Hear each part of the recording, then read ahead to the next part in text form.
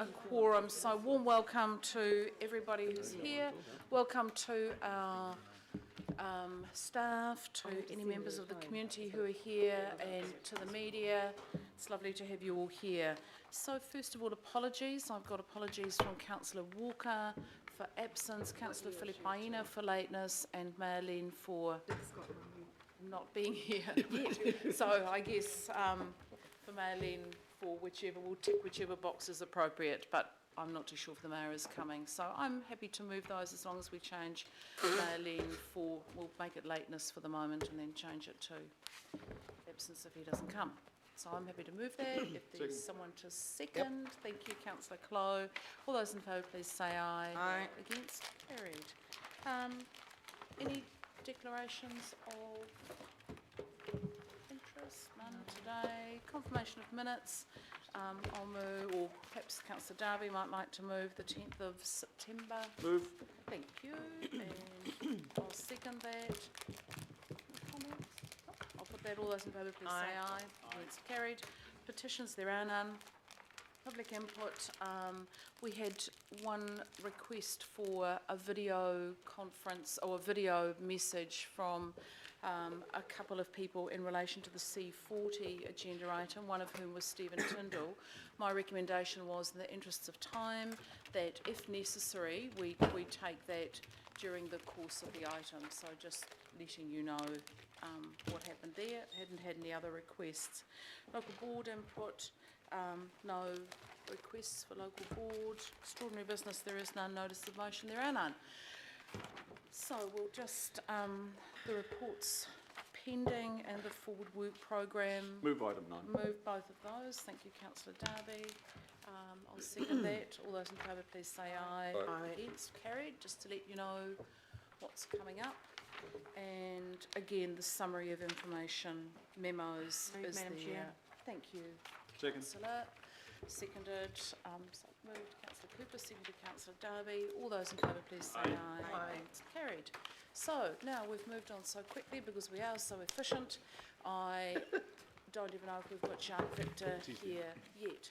Yes, Shark. Mr. Shark, you are there. You were just hiding behind Councillor Darby. So we've got our future port study update, and warm welcome in particular to Rick Boven. Just while you settle yourselves down, thank you for the amount of work that's been done already. I think it's quite extraordinary the amount of progress that's made, and talking to people involved from many sides of this debate, there is certainly a collegial feeling developing within the whole process, so well done.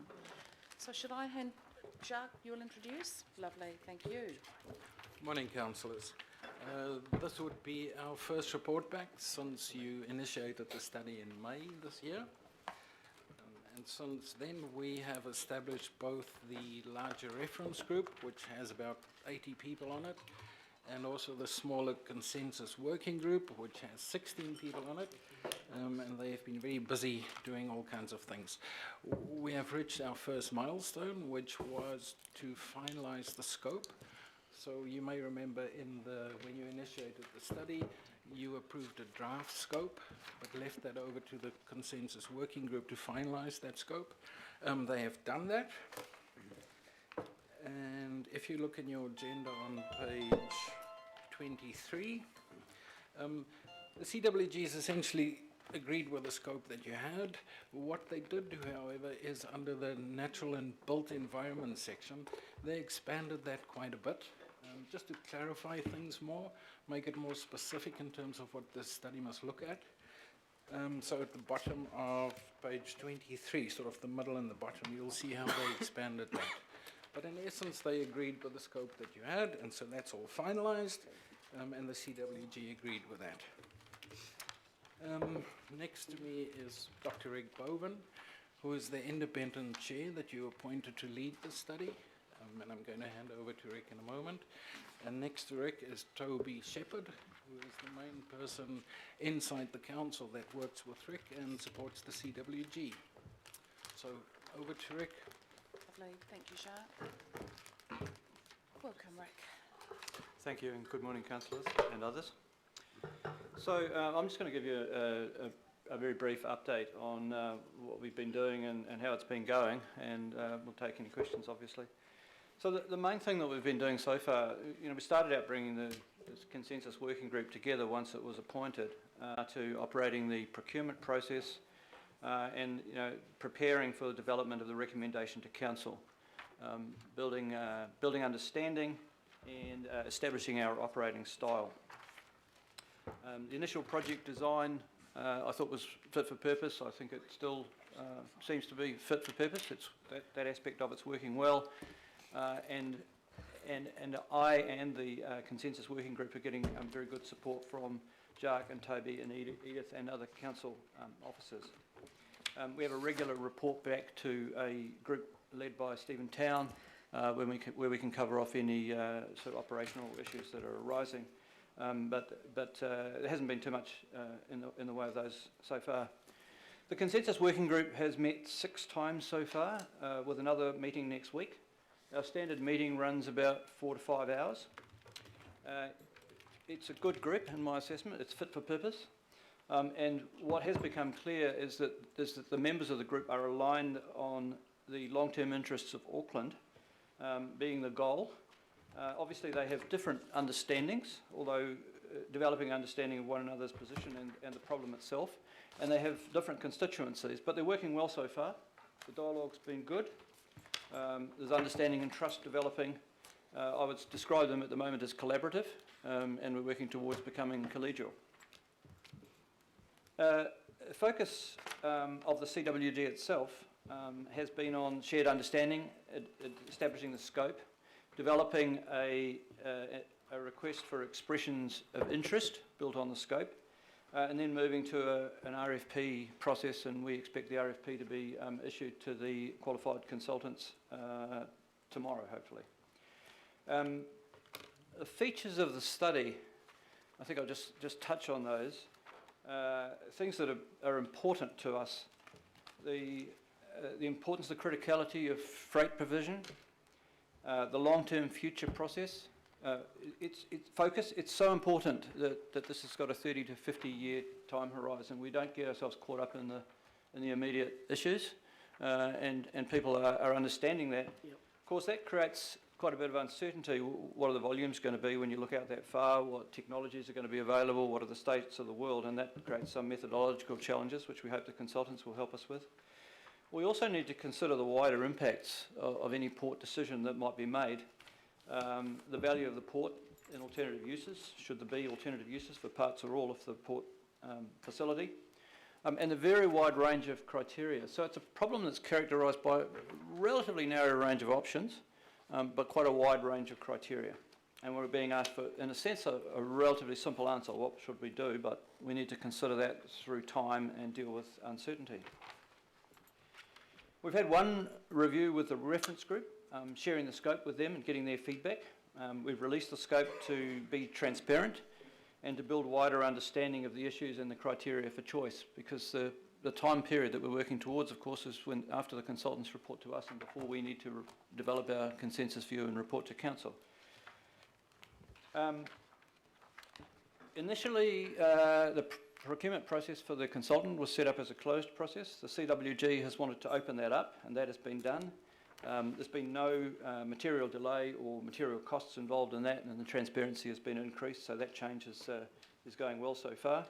The consultant selection itself is being operated by a subgroup of the consensus working group, with support from council's procurement and probity people. So we've identified the consulting parties to go forward to presentations and to final selection, and I understand that that's going well, although I haven't been directly involved in that part of the process. Next steps are to get the consultants appointed, and the target date for that is November the 14th. That will be our second major milestone.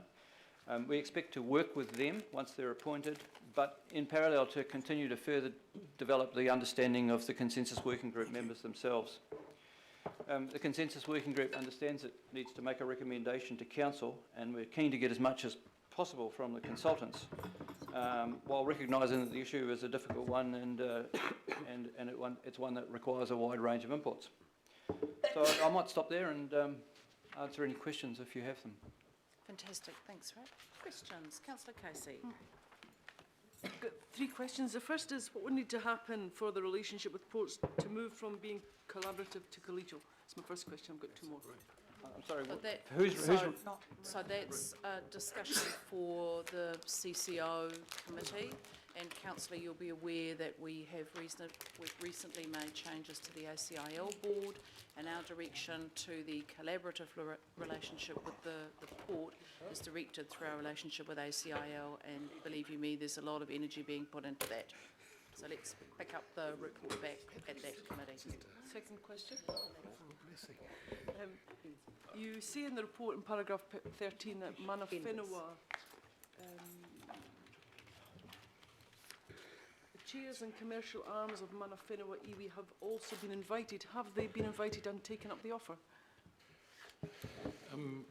Through the chair, so that's to the reference group.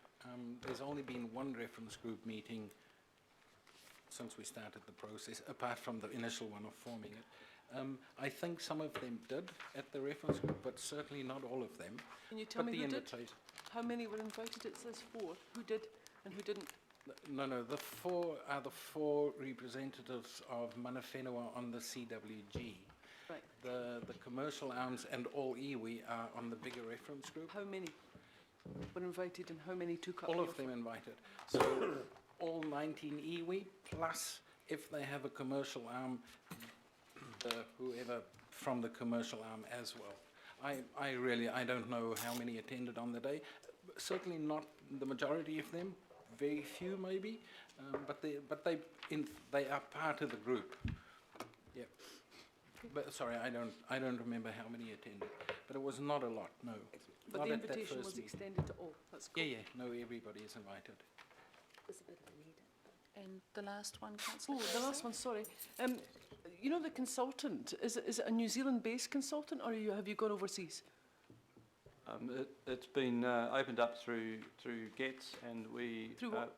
through the GETS process, and we expect. Sorry, GETS is a government procurement tool. Okay.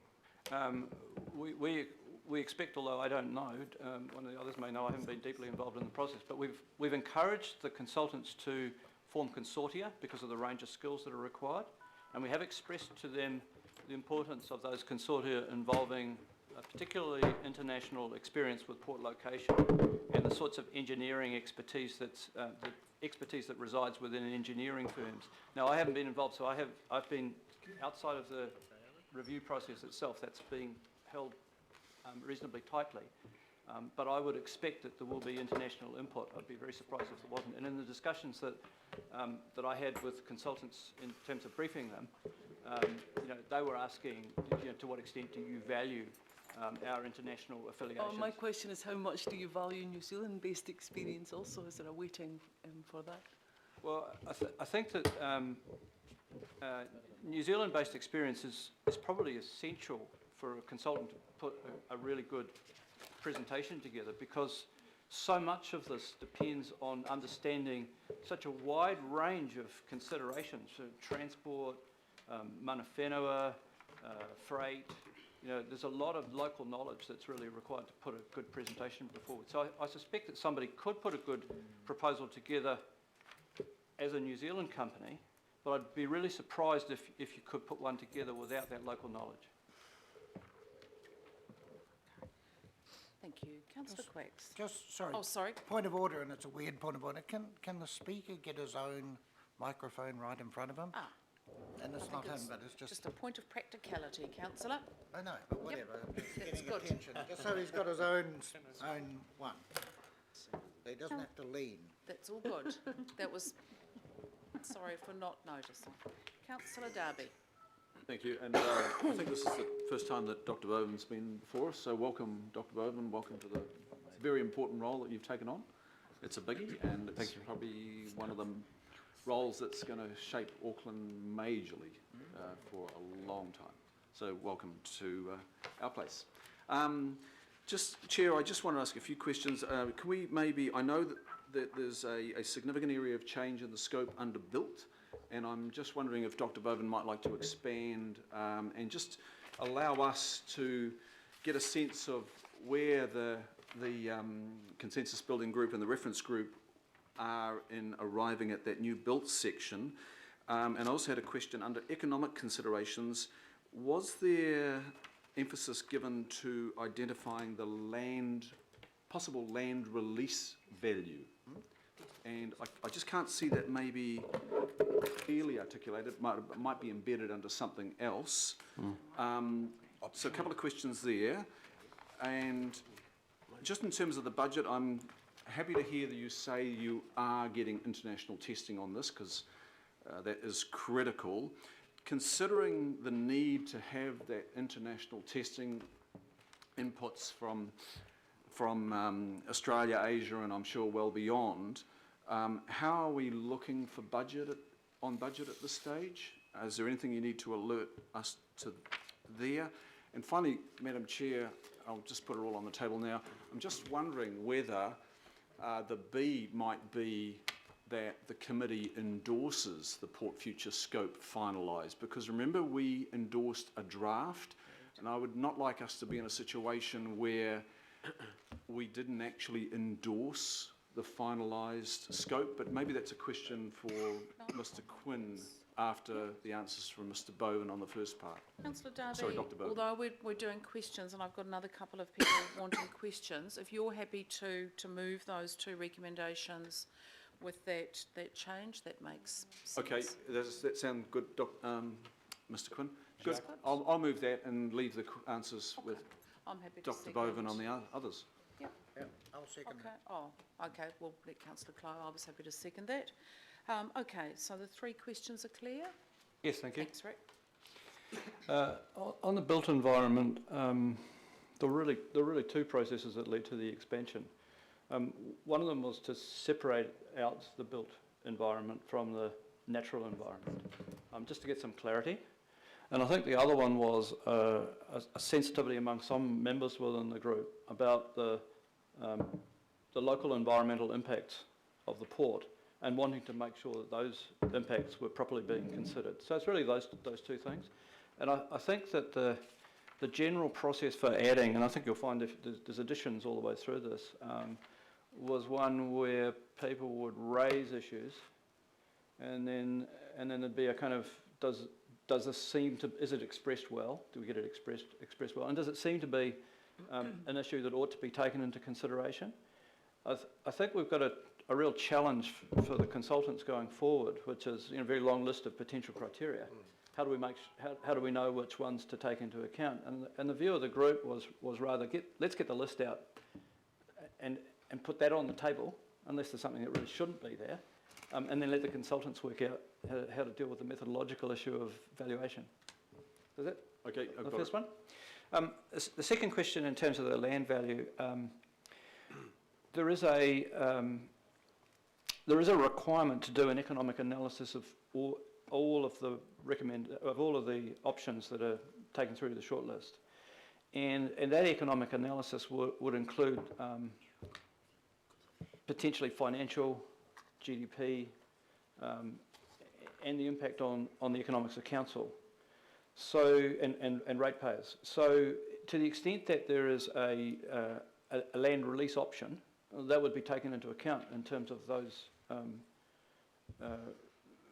considerations.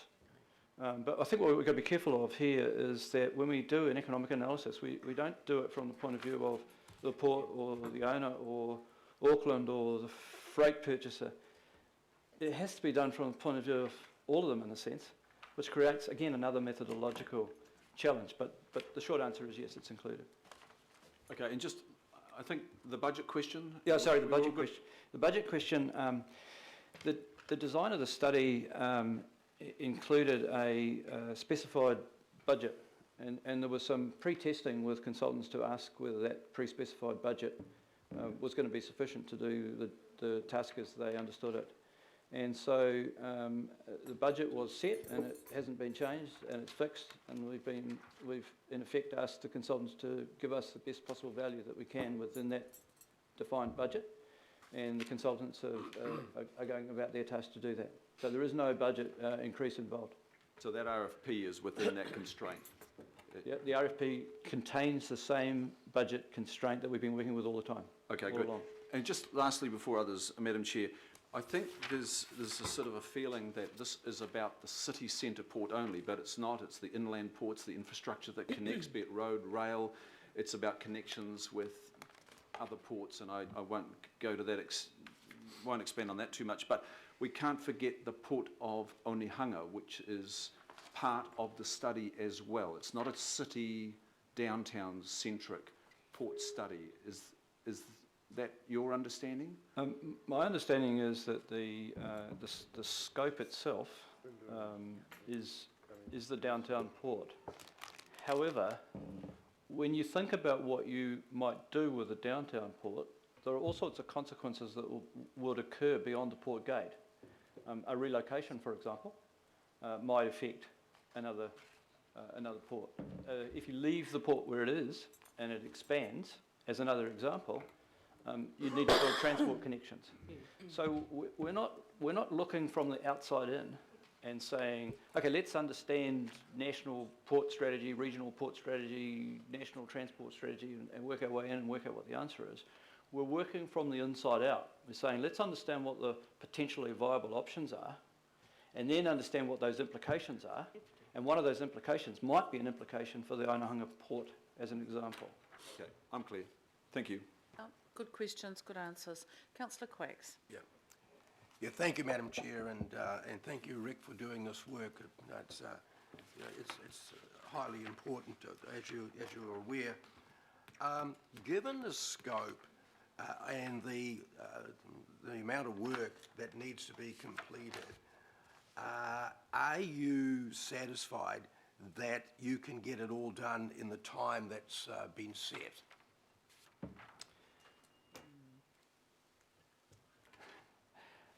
I'd like to, let me try and answer that. I see no reason at this point why it can't be done in that time. We're running on track in terms of getting the scope agreed and getting the consultants appointed. The consultants have a period of time that they have indicated they can do it within, and we are left with a period of approximately 6 weeks or so to digest their conclusions and to come up with our conclusions. If we operate really well as a consensus working group and the consultants operate really well, then maybe we'll be in a situation where they'll provide us with a report and we'll all have a look at it and say that's really good and pass it through. We do have enough time, I think, to resolve the issues, and we're doing good preparation to be able to resolve the issues should there be issues when we get the report. But I can't promise what's going to happen in terms of the consensus process in that last period. Haven't been through that particular process before and don't understand where we'll be. And I guess the reason why I asked that question, Madam Chair, is that this is going to be hugely important in terms of the unitary plan, and we've got a whole bunch of stuff coming to us next year, and this would be just one of them, and this will be very important in that respect. So, look, and perhaps a question that sort of directly or indirectly relates to that, looking through the report here, the scope, and I look at some of these things and I wonder, in the greater context of what we're trying to achieve here, and as far as the ports are concerned and the problems we're trying to overcome and the questions that we're trying to resolve, is it really important that the physical and psychological and spiritual health of Aucklanders be included? And what do we mean by spiritual health? And I certainly have some trouble understanding that. I think my own view of this is that there's a very long list of criteria here, and we need to work ourselves to a very short list of options. And then we need to understand what would make us choose one option over another.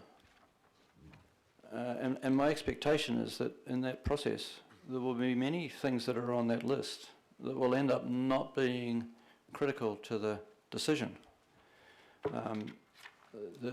Should that become critical, I would expect that it will be surfaced. But if you look at the long list and the challenge that we've given to the consultants, they won't all get full treatment. And do I think that one's important? It may or may not be, depending on how the options form up.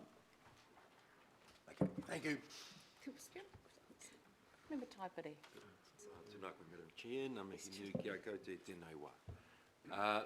Just be fair to say that the Port's future study, the scope, includes the management and stewardship of natural and physical resources. So, knowing that, when would the engagement with the Independent Māori Statutory Board be?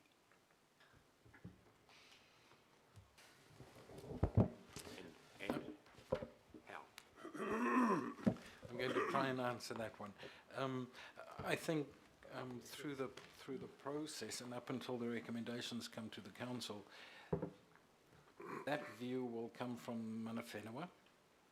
Once the recommendations, and that then becomes, once the recommendations come to the council, that becomes the end of the process for these groups. But then a governance process kicks in, and that is with the council, with the IMSB, and it might again also be with mana whenua at a governance level rather than through the study. So that's where I see the IMSB particularly kicking in, is at the governance phase.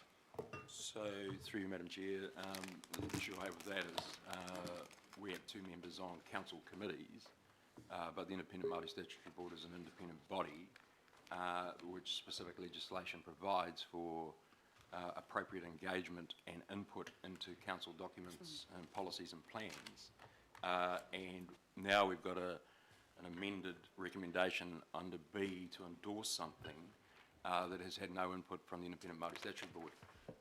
Clearly, we will have to object to B now it's got endorsement because the process has failed to include the Independent Māori Statutory Board. So I just need to make clear, Jux, that I think you need to review the engagement plan that you just spelled out and ensure that the board is included appropriately as per the legislation provides for. I will ask for clarification, but Member Taipere, I think there just needs to be clarity here. In the same way that the councillors are moving to endorse the future port study, they've had a chance to read this and they'll make that decision. It's no different from the IMSB members who are present at this table. You can't be both. You can't be sitting in a governance decision-making ability and part of the process. The councillors are not part of that process. Elected members are not part of the process. And the IMSB can't be governing and part of the process. We are simply accepting what we asked this group to do, which is to go forward. We're trusting the community and the mana whenua groups to come up with the scope for this study. We can't be judge and jury on this, and we can't have 2 bites at the cherry. We're really clear about that. So that's probably a discussion for the IMSB to have. Well, no, Madam Chair, I don't agree with you at all.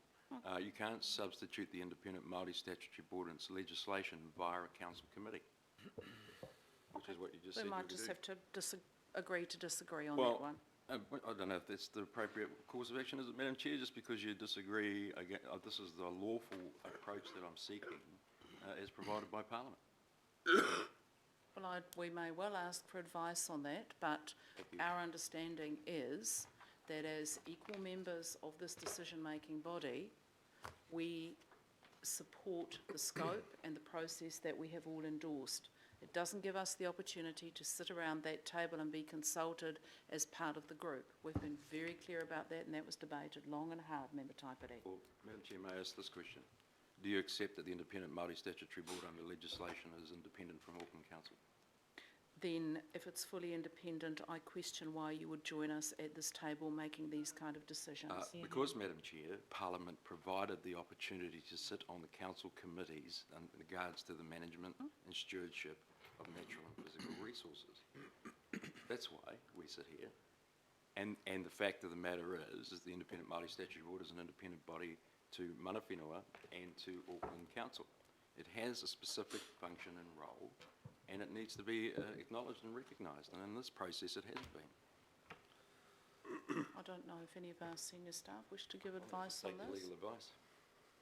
or if our legal advisor wishes to give legal advice. She looks excited the most. Maybe. Oh, she will. Just let her move.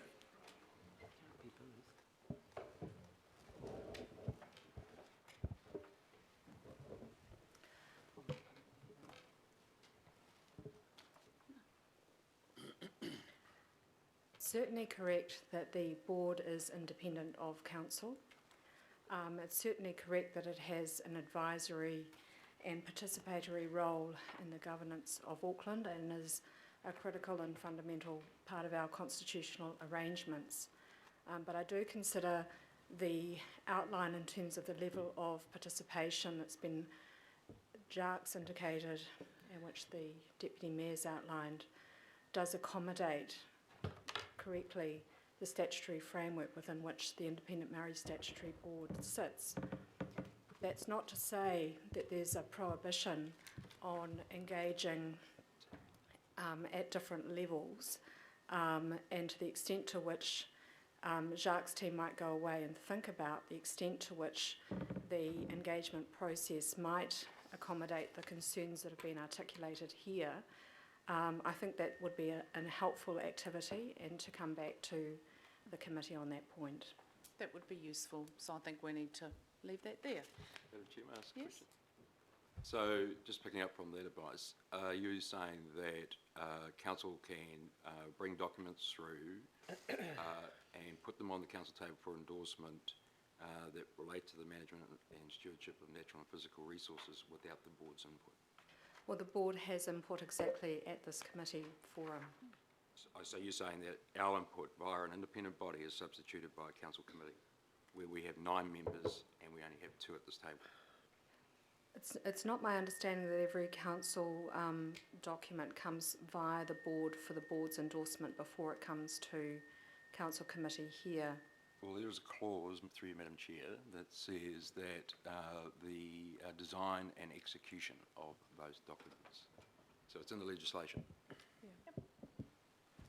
It's to work with the Auckland Council on the design and execution of documents and processes to implement the Council's statutory responsibilities towards mana whenua groups and matawaka of Tamaki Mataura. So do you, through you, Madam Chair, do you accept that this scoping study fits in that criteria? I'm not sure that without looking at it in more detail I could agree with that, Member Taipari. What I do think is that there's a clear indication under the legislation to work together, and that's what I'm suggesting in terms of that Jark's group could take away and look at in more detail. Okay.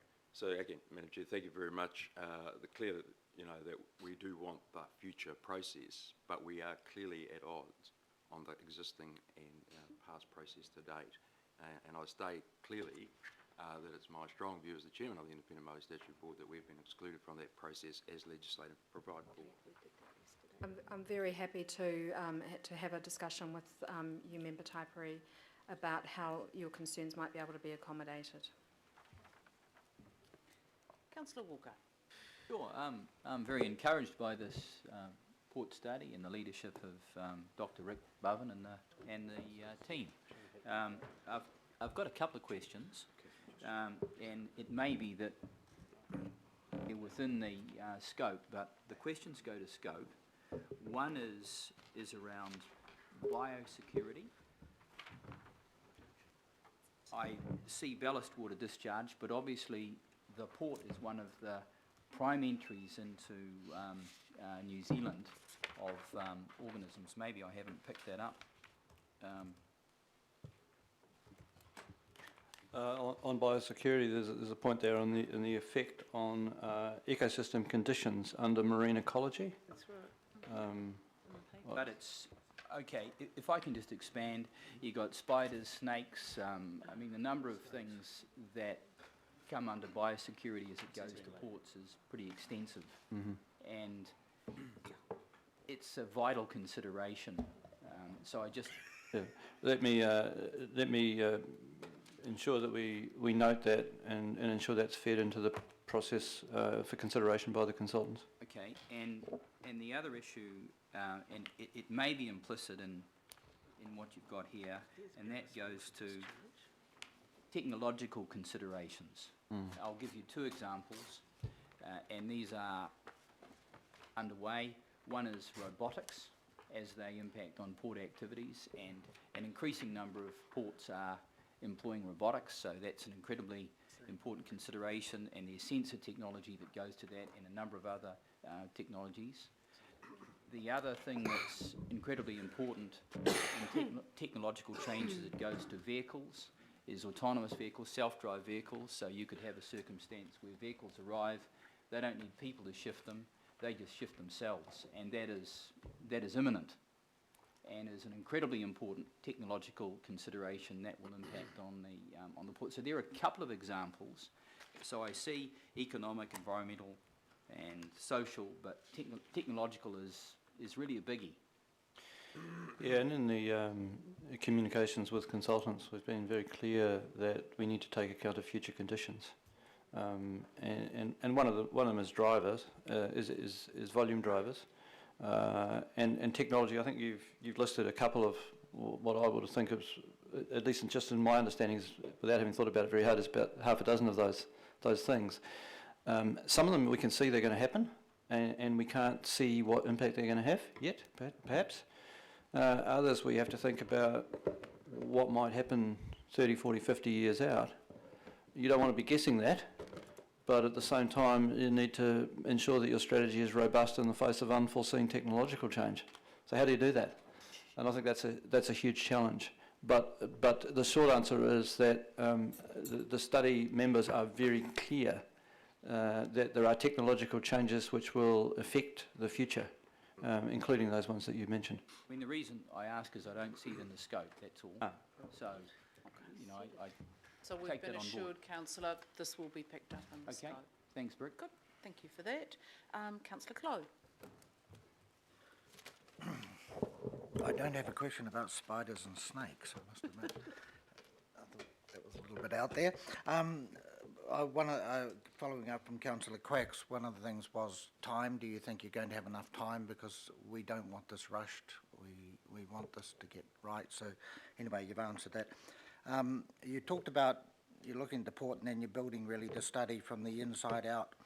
National port strategy, we're struggling to get anything from the governments, I will say, you know, to get into this issues. How important do you and your group see a national port strategy as being crucial regards our port, New Zealand Inc., etc., etc.?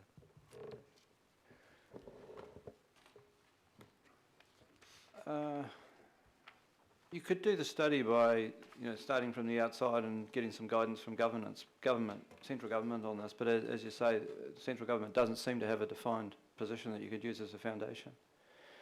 I could envisage that you found yourself in a situation sometime in the first quarter of next year where you came to understand that choosing amongst the options might involve issues of national or regional port strategy. And should that be the case, then we would expect that would be investigated at that point. But we're not, as I said before, we're not doing an outside-in study here. We'll work out what differentiates the options. I think it's top of mind for a lot of people, Councillor Clow. And finally, Councillor Cooper. Thank you, Madam. And Councillor, got a question, Councillor? Yep, Councillor Cooper. Thank you. I mean, it's a huge array of criteria, and I guess my concern is I postulate that no other port in this country, or probably anywhere in the world, has ever been established with these criteria considered. So my concern is that using all of these criteria, it might be that it's almost a bias against not having a port at all, because you're looking at it in a way that now, if we looked at everything like this, we'd probably never build a port anywhere, because there would be so many considerations under every category, other than probably economic, that would actually stop you doing it. So I guess my concern is that it's so broad, it's so wide, it's taking into account so many things that it could be swayed to, because I mean, as we've seen, there's a lot of people that don't want a port at all, and that's my concern from an economic and social point of view, that there almost seems a bias in the criteria that would make a port impossible to maintain in Auckland. And if you applied that criteria anywhere else in the country, the same would be the same outcome. So have you got any comment to that? Yeah, a couple of comments. First, in terms of a foundation, when you look at port redevelopments around the world, most of those port redevelopments have been done because the port itself was moribund in some way and you needed to do something with the land. We don't face that situation here. We have an effectively operating urban port. And so that's one foundation. The second foundation is that if you look at alternatives to having the port where it is now, then you're going to need to consider a wide range of these things, both for leaving it where it is and for the alternative. And so I don't think we can escape the long list. The challenge is which ones of these things actually make a difference. And I agree with you. If you look at these lists, this long list of things, and say, well, you know, the economic viability and functionality of the port is one item on a list of N items, and all of the N items are going to be treated equally, then you've got a problem. But I think everyone in the consensus group understands that that's not the way that it should be looked at, and we will be working with the consultants to make sure that they understand that too. So there'll be, thank you, Madam Chair, just so in terms of that, I mean, you did indicate that you'd be drawing in really the final criteria. So in the end, you'll have a weighting that gives fairness and sensibleness to this decision? What we've done is we've tried to give the consultants as much guidance as we can about the nature of the problem and the nature of the recommendation that we want from them. But we've held back from trying to specify for them what their methodology should be. So I can't answer that question because we don't want to be prescriptive about that at this stage. Thank you. Thank you, Madam Chair. Thank you, Councillor Cooper. Right, last question, Councillor Wood. Thank you. Just in relation to those questions on the Ports of Auckland Limited and the market impacts, road, rail, motorways, waterways, page 22. And the elephant in the room here is Port of Tauranga. So my question is, are we in dialogue with Port of Tauranga, who they were very helpful, or they thought they were, when we were at the low point of our industrial actions in the 2011. They had a lot of advice. I just wonder, are we talking to them now, and is it an open kind of dialogue, or are they guarded because they're a public company? We have not talked with them so far. We understand that they are important to Auckland's port future. We also understand that they may have views that we should be canvassing, either facilitated by the consensus working group or via the consultants. But we're also conscious that there are some commercial issues in terms of the competitive nature that need to be navigated in that conversation. So the answer is not yet, but we intend to. So, and Kiwi Rail will be part of that discussion, obviously, who are very much hand in glove with Port of Tauranga. I think we'll be engaging with a range of parties, including Kiwi Rail. Whether we'll have a three-way conversation, that's something I can't answer. Okay. And the other one is, I mean, Jack might be able to answer this, employment. Was Port Pro, are they involved in this happening? Sorry, I didn't get the name. Port Pro. Scab Union. It's not a scab union. Councillors, No, this is not councillors. Most derogatory. Councillors, Most we have derogatory. managed to keep this at a rational and sensible level. Can we please contain our comments to respectful, useful comments that contribute to the debate? Well, It's I'd raise a unhelpful, point of Councillor order. I want to Casey. raise a point of order on that. Point of order is, Order. that was a very derogatory statement, and ask that Councillor Casey withdraw and apologise for making that George, comment. withdraw and apologise. Thank you. Here we are, said with heart. So, Easier than you thought, George. Thank you, George. Carry on. Port Pro, I asked that they be, invited to be part of this. I just wonder what happened there. Yes, sorry, I just had to look at Toby. He assures me they are. Okay, that's Yep, good. they're part of the reference group. That's good, thank you. Okay, all good. Right, questions answered. Any other issues people wish to raise? I think we can move straight to the recommendations. They've been moved and seconded, and I'll put those all in Madam favour. Chair, Yeah, can I seek that they be put separately, please? okay, A first, then B. So we'll move A. All those in favour, please say aye. Aye. Against? Carried. And B, I'll put that. All those in favour, please say aye. Aye. Against? Against. Please have recorded, Vote please. recorded, member Typetti? Okay. And member nominated. Good. So those two are carried. Thank you for that.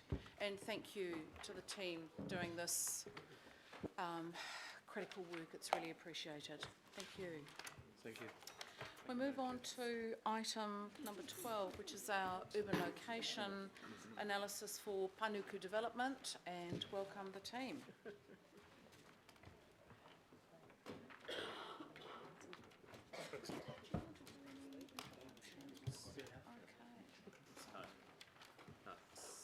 David Hawkins. Oh, sure. You staying there, Jack? No, he's not. No. These two. Okay. Welcome, gentlemen. Okay, thank you, Madam Chair. Good morning, councillors. I'll just do a brief introduction just to recap where we've got to. Essentially, this project was to advise Panuku Development Auckland on potential locations that they should consider for large-scale redevelopment activity. And the category that they were given was a Type 1 project that we discussed at some length in our workshops. The key aim of this project, however, was to develop an integrated process, an evidence base, to try and aid Panuku in establishing a development work program and ensuring that this did have continuity with the strategic approach of the council. Now, this process has been developed with your input from an early stage.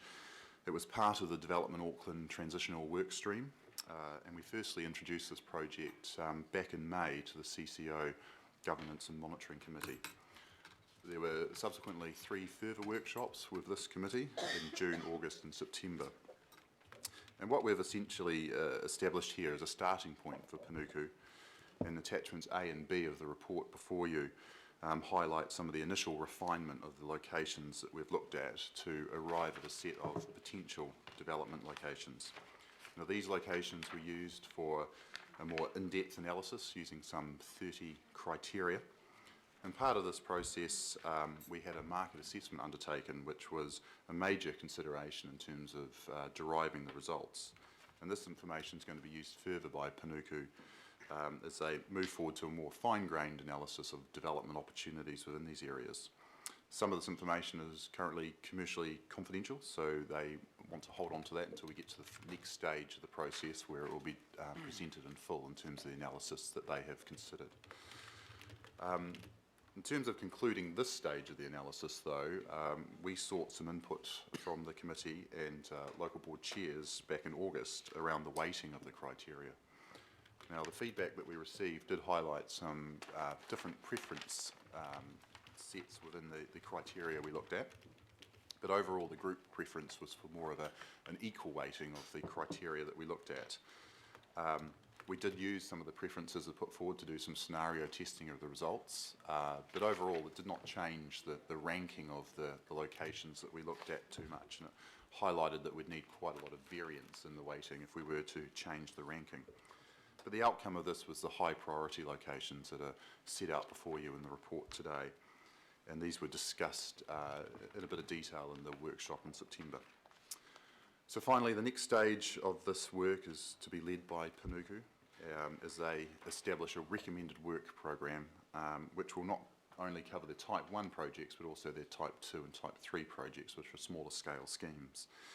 Today we're seeking endorsement in terms of the results of the projects thus far, so it can be provided to Panuku so they can continue with their discussions and investigations. They propose to consult very widely on their proposed work program and are scheduled to come back to this committee in November to have a workshop on where they've got to with that.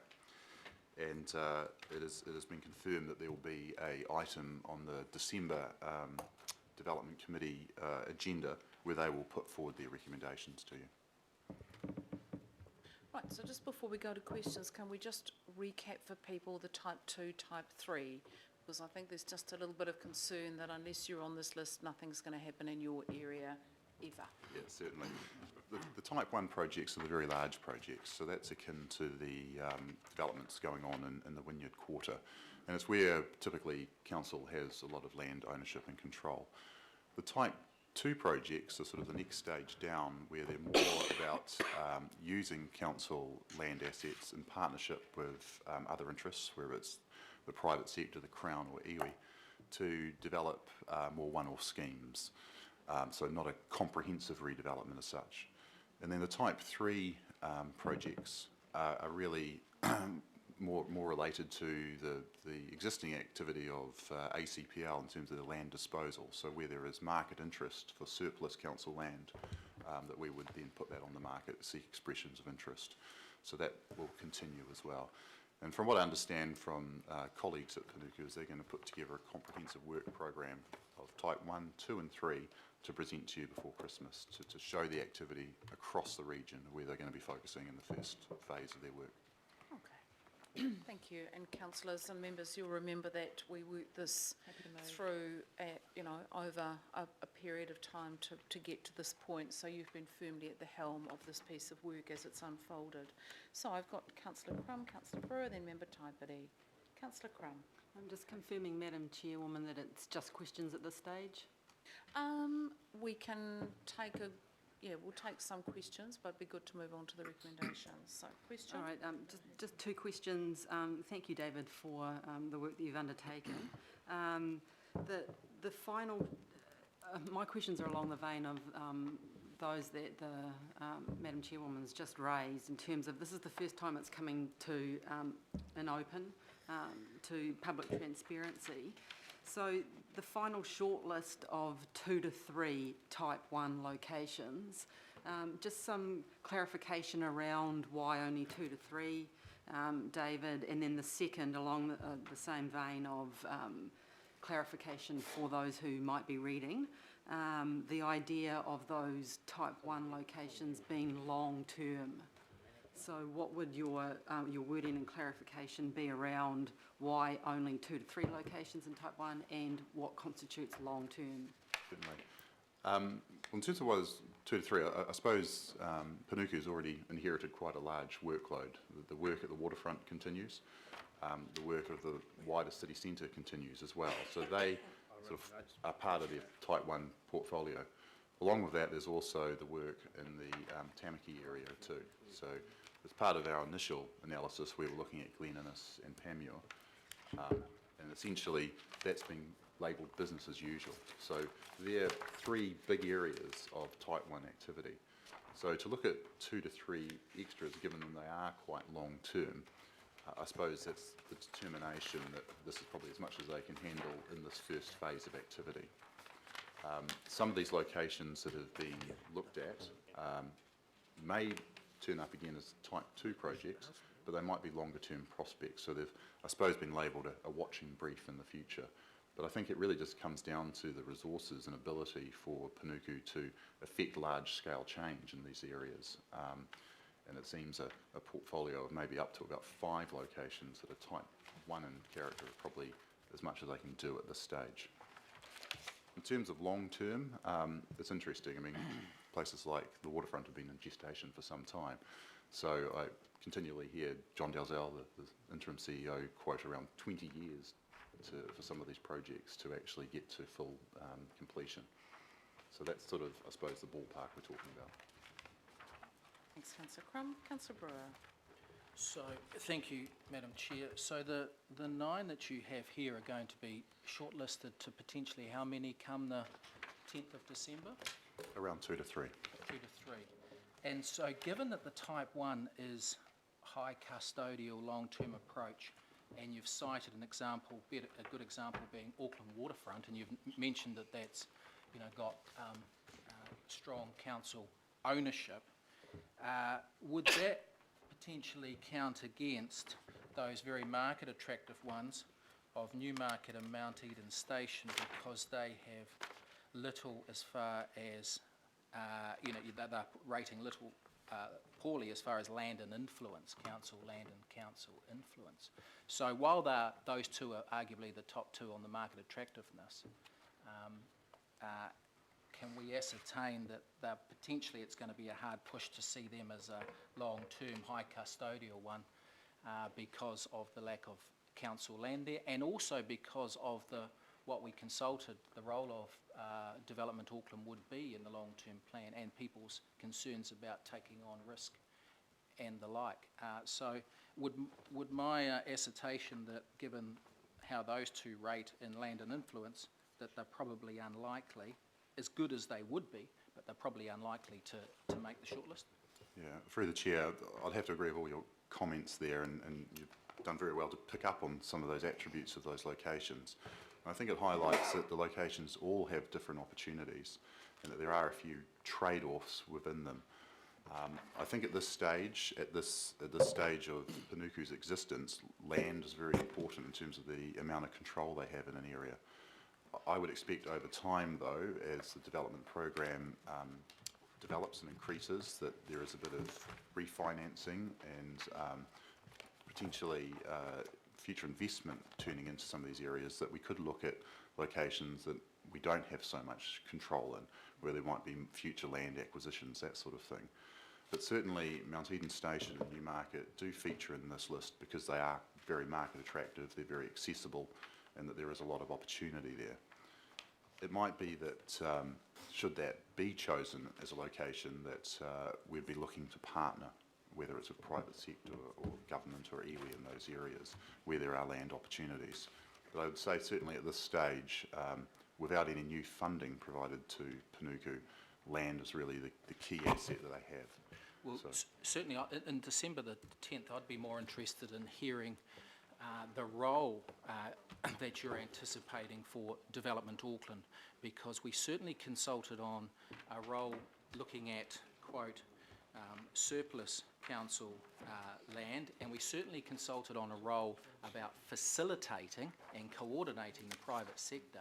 But if we're starting to get into the role of purchasing land, and I just want to test what, when we can all understand the need to amalgamate some sites to get a better result and larger scale, but the public, when we went through the 10-year budget, raised a lot of concerns that have your say about the role that we were getting into.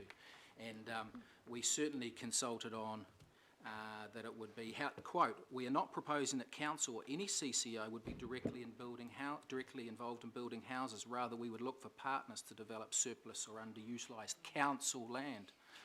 We'd play a more active role facilitating development opportunities and exploring opportunities to use council land holdings as potential development sites." That's coming from shapeauckland.co.nz. That's what we consulted on, and I think we got the public in a pretty good space. And so if we're starting to look at acquisition of land, and I think we'd all be interested in the nature of potential partnerships with the private sector that go beyond the promise of coordination, facilitation, and the likes, because as you say, that type 1 is a high custodial long-term one that might suit those where we've got high council ownership and a high council stake in and around the Mount Eden railway station, for example.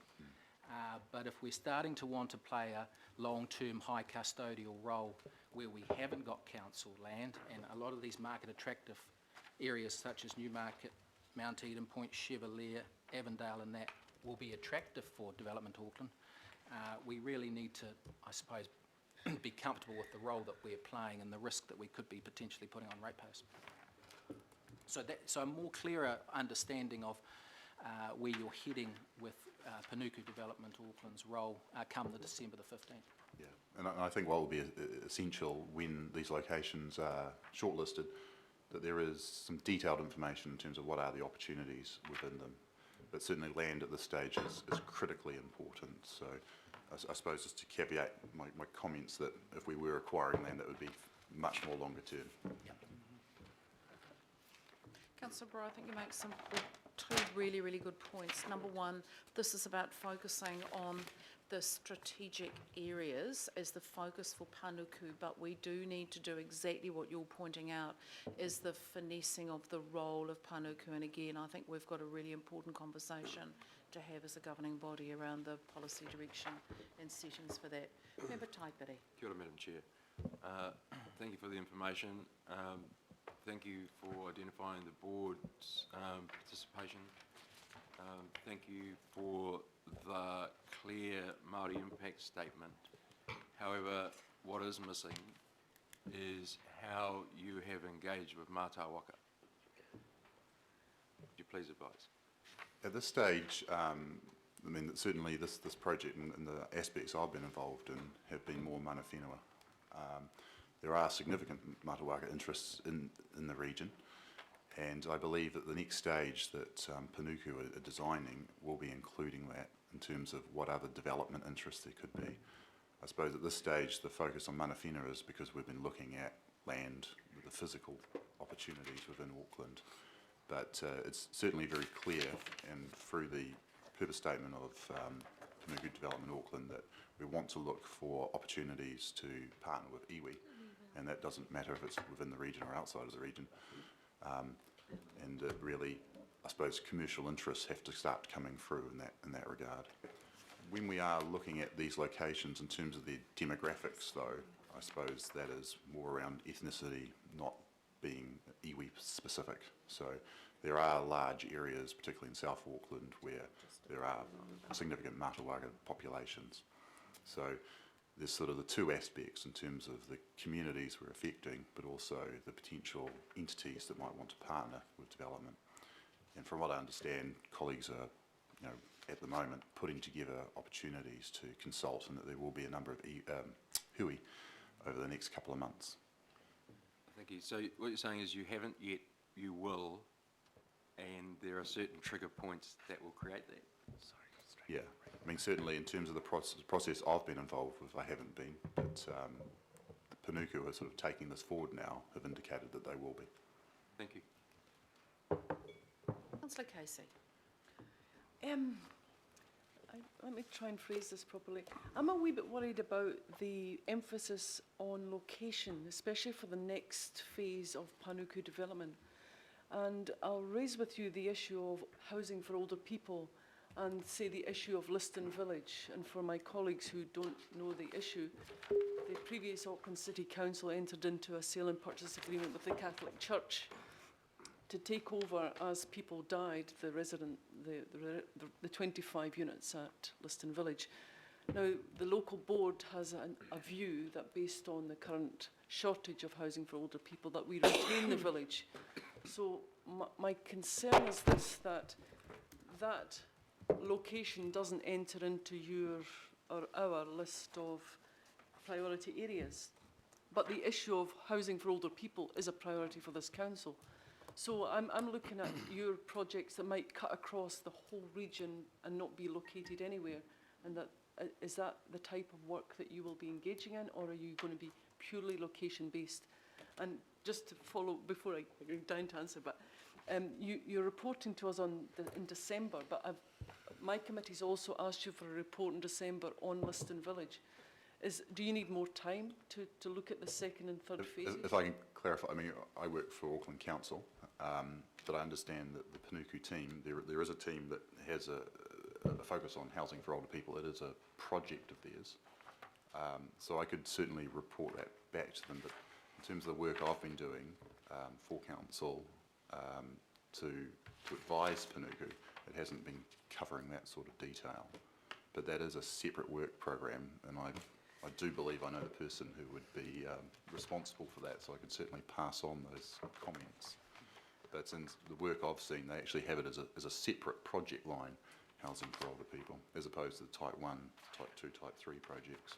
Right, so that doesn't really come across in this report, that there's other types of work, but probably because we're focused on the Type 1. That's right, yeah, that's right. Maybe we need Councillor Casey, I think we may be able to help. We've just had a quick little chat here. Looking at our next item on the whole issue of housing, we're trying to work out, with Jim and Dean's help, a bit of a wiring diagram that I'd like to talk about in the next item, which has the really big issue of housing in it, all the different subsets and how they fit together, of which one is older adult housing with a crossover bit into redevelopment. So I think if we can pick up some of that in the next item, your point's really, really important, and I think we can't lose it.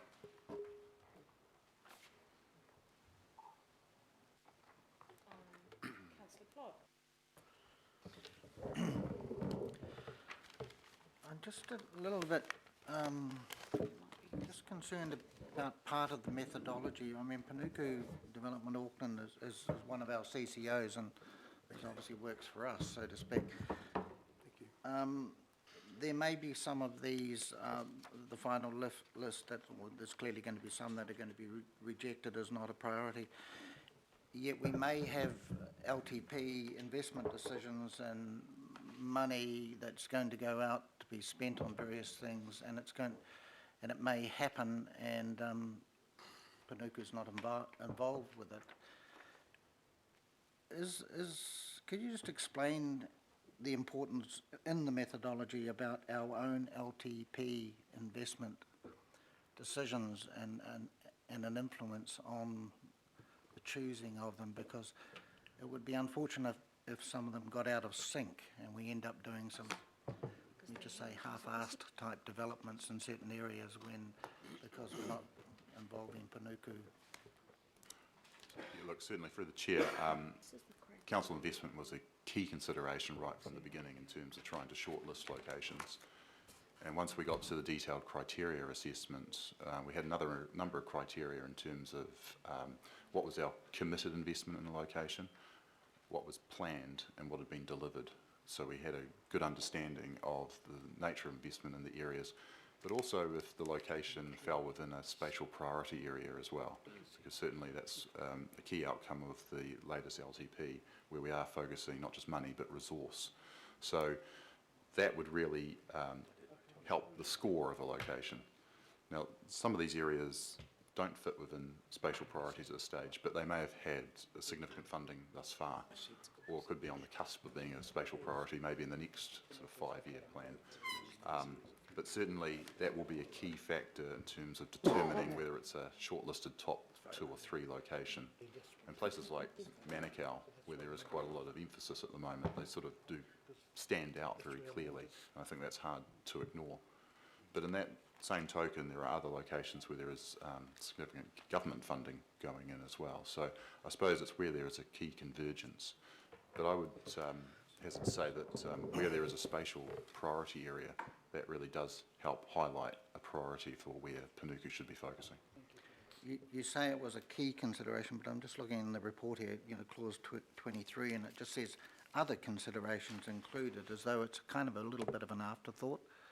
Yeah, well, that was for the initial shortlisting. Just hang on, just hang on. I might just get Dean to comment on that. Just want to clarify. Yeah, just to clarify. So there's, as we look at the role of Panuku Development Auckland, and we look at LTP funding generally across Auckland, there's 2 sets, as one way of looking at it, 2 sets of priority. You've got those areas that Panuku will focus on, and there's a number of criteria, and you've heard about those. But we know full well that there is investment in other parts of Auckland, some of which are on that list, most of which sit inside spatial priority areas, that Panuku won't be directly involved in, but still remain a priority. So the question for us as an organisation then is, how do we handle that?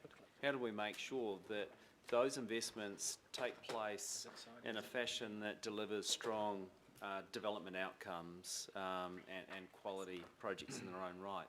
So that's being thought about constantly, and one of the delivery mechanisms that we've created to support that is, and you've heard me talk about it a couple of times, is the program office, the development program office. It's there deliberately to help draw together those aspects of those parts of council that we need to make sure support an integrated quality outcome for whoever we're investing.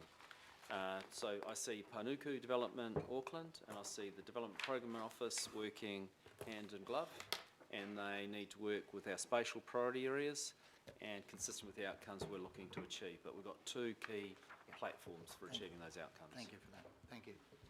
Thanks, councillor Clough. Councillor Watson. Thank you.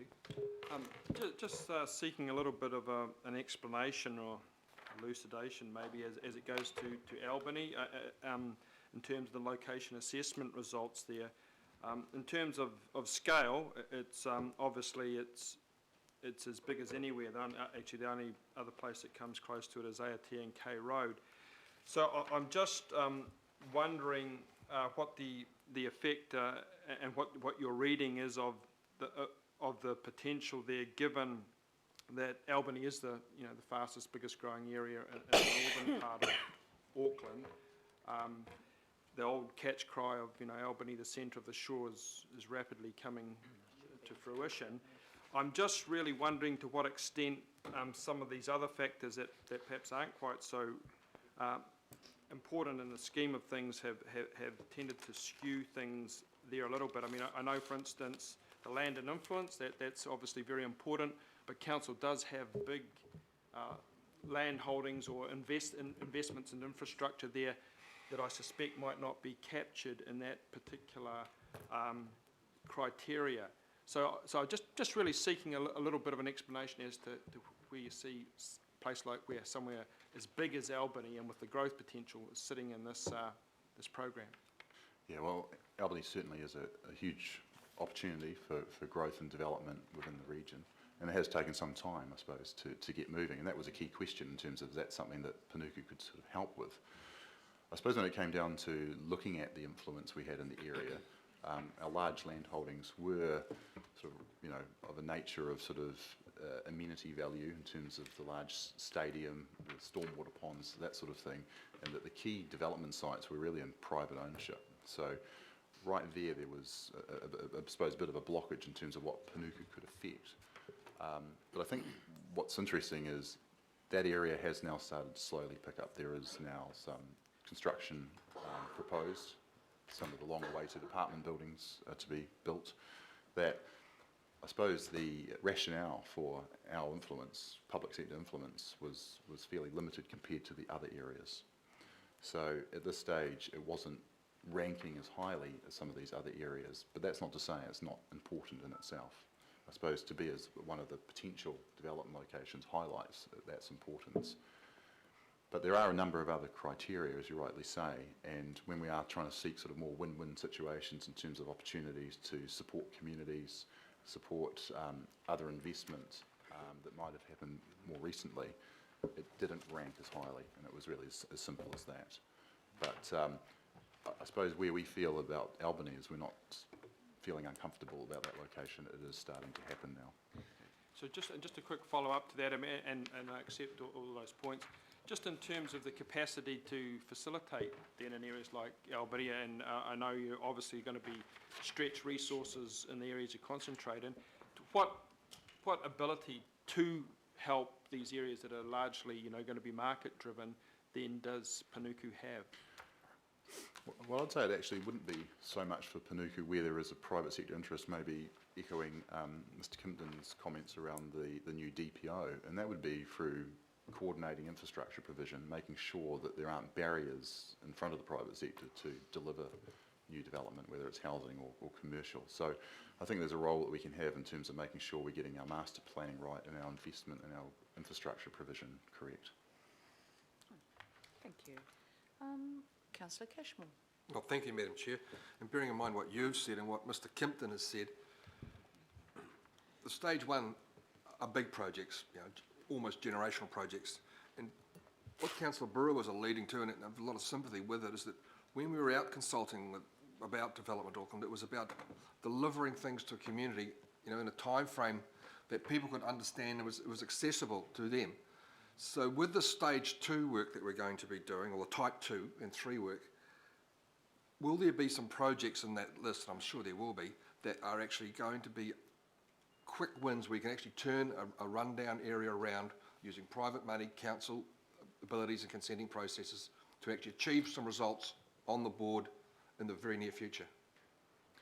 Through the Chair, I believe there is. I'm not the correct person to answer that, and I don't want to sort of pull the cat out of the bag before Panuku can present that to you next month.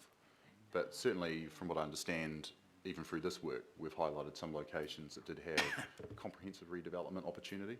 But even if they didn't come through to the shortlist, there certainly were key type 2 opportunities there are available. So certainly I think that there are, and it will really be, I suppose, dependent on market conditions and what we can do to help de-risk and facilitate some of these developments coming forward. But certainly in a number of locations, you know, council owns car parks that could be great development opportunities should we have the right partners to help deliver that. And I know they're being considered, and I believe in your workshop in November that will be revealed to you. Yeah. Thank you, Madam Chair. It's Avondale's increasingly, a good example, Councillor Yeah, Cashmore. I quite agree. Councillor Clark. it's increasingly clear that we need, with the workshop that comes back, is we need to expand out Panuku Council, you know, the revitalisation projects that will carry on, I think, just to, so that people are clear. And Avondale is a very good example. Councillor Penrose. Yeah, thanks, Madam Chair. Look, a number of stuff, some good stuff's been said. I suppose for me as well, I'm looking forward to that workshop, but the work program, and bearing in mind, you know, the significant land holdings that you do have, and basically it stops at the Manukau, a lot of the Manukau South area. But as we know, the growth, there's a huge growth also south of that over in the next 2 decades. So for me, it's, you know, I well see that program going forward as to what you have in the foreseeable future for that area.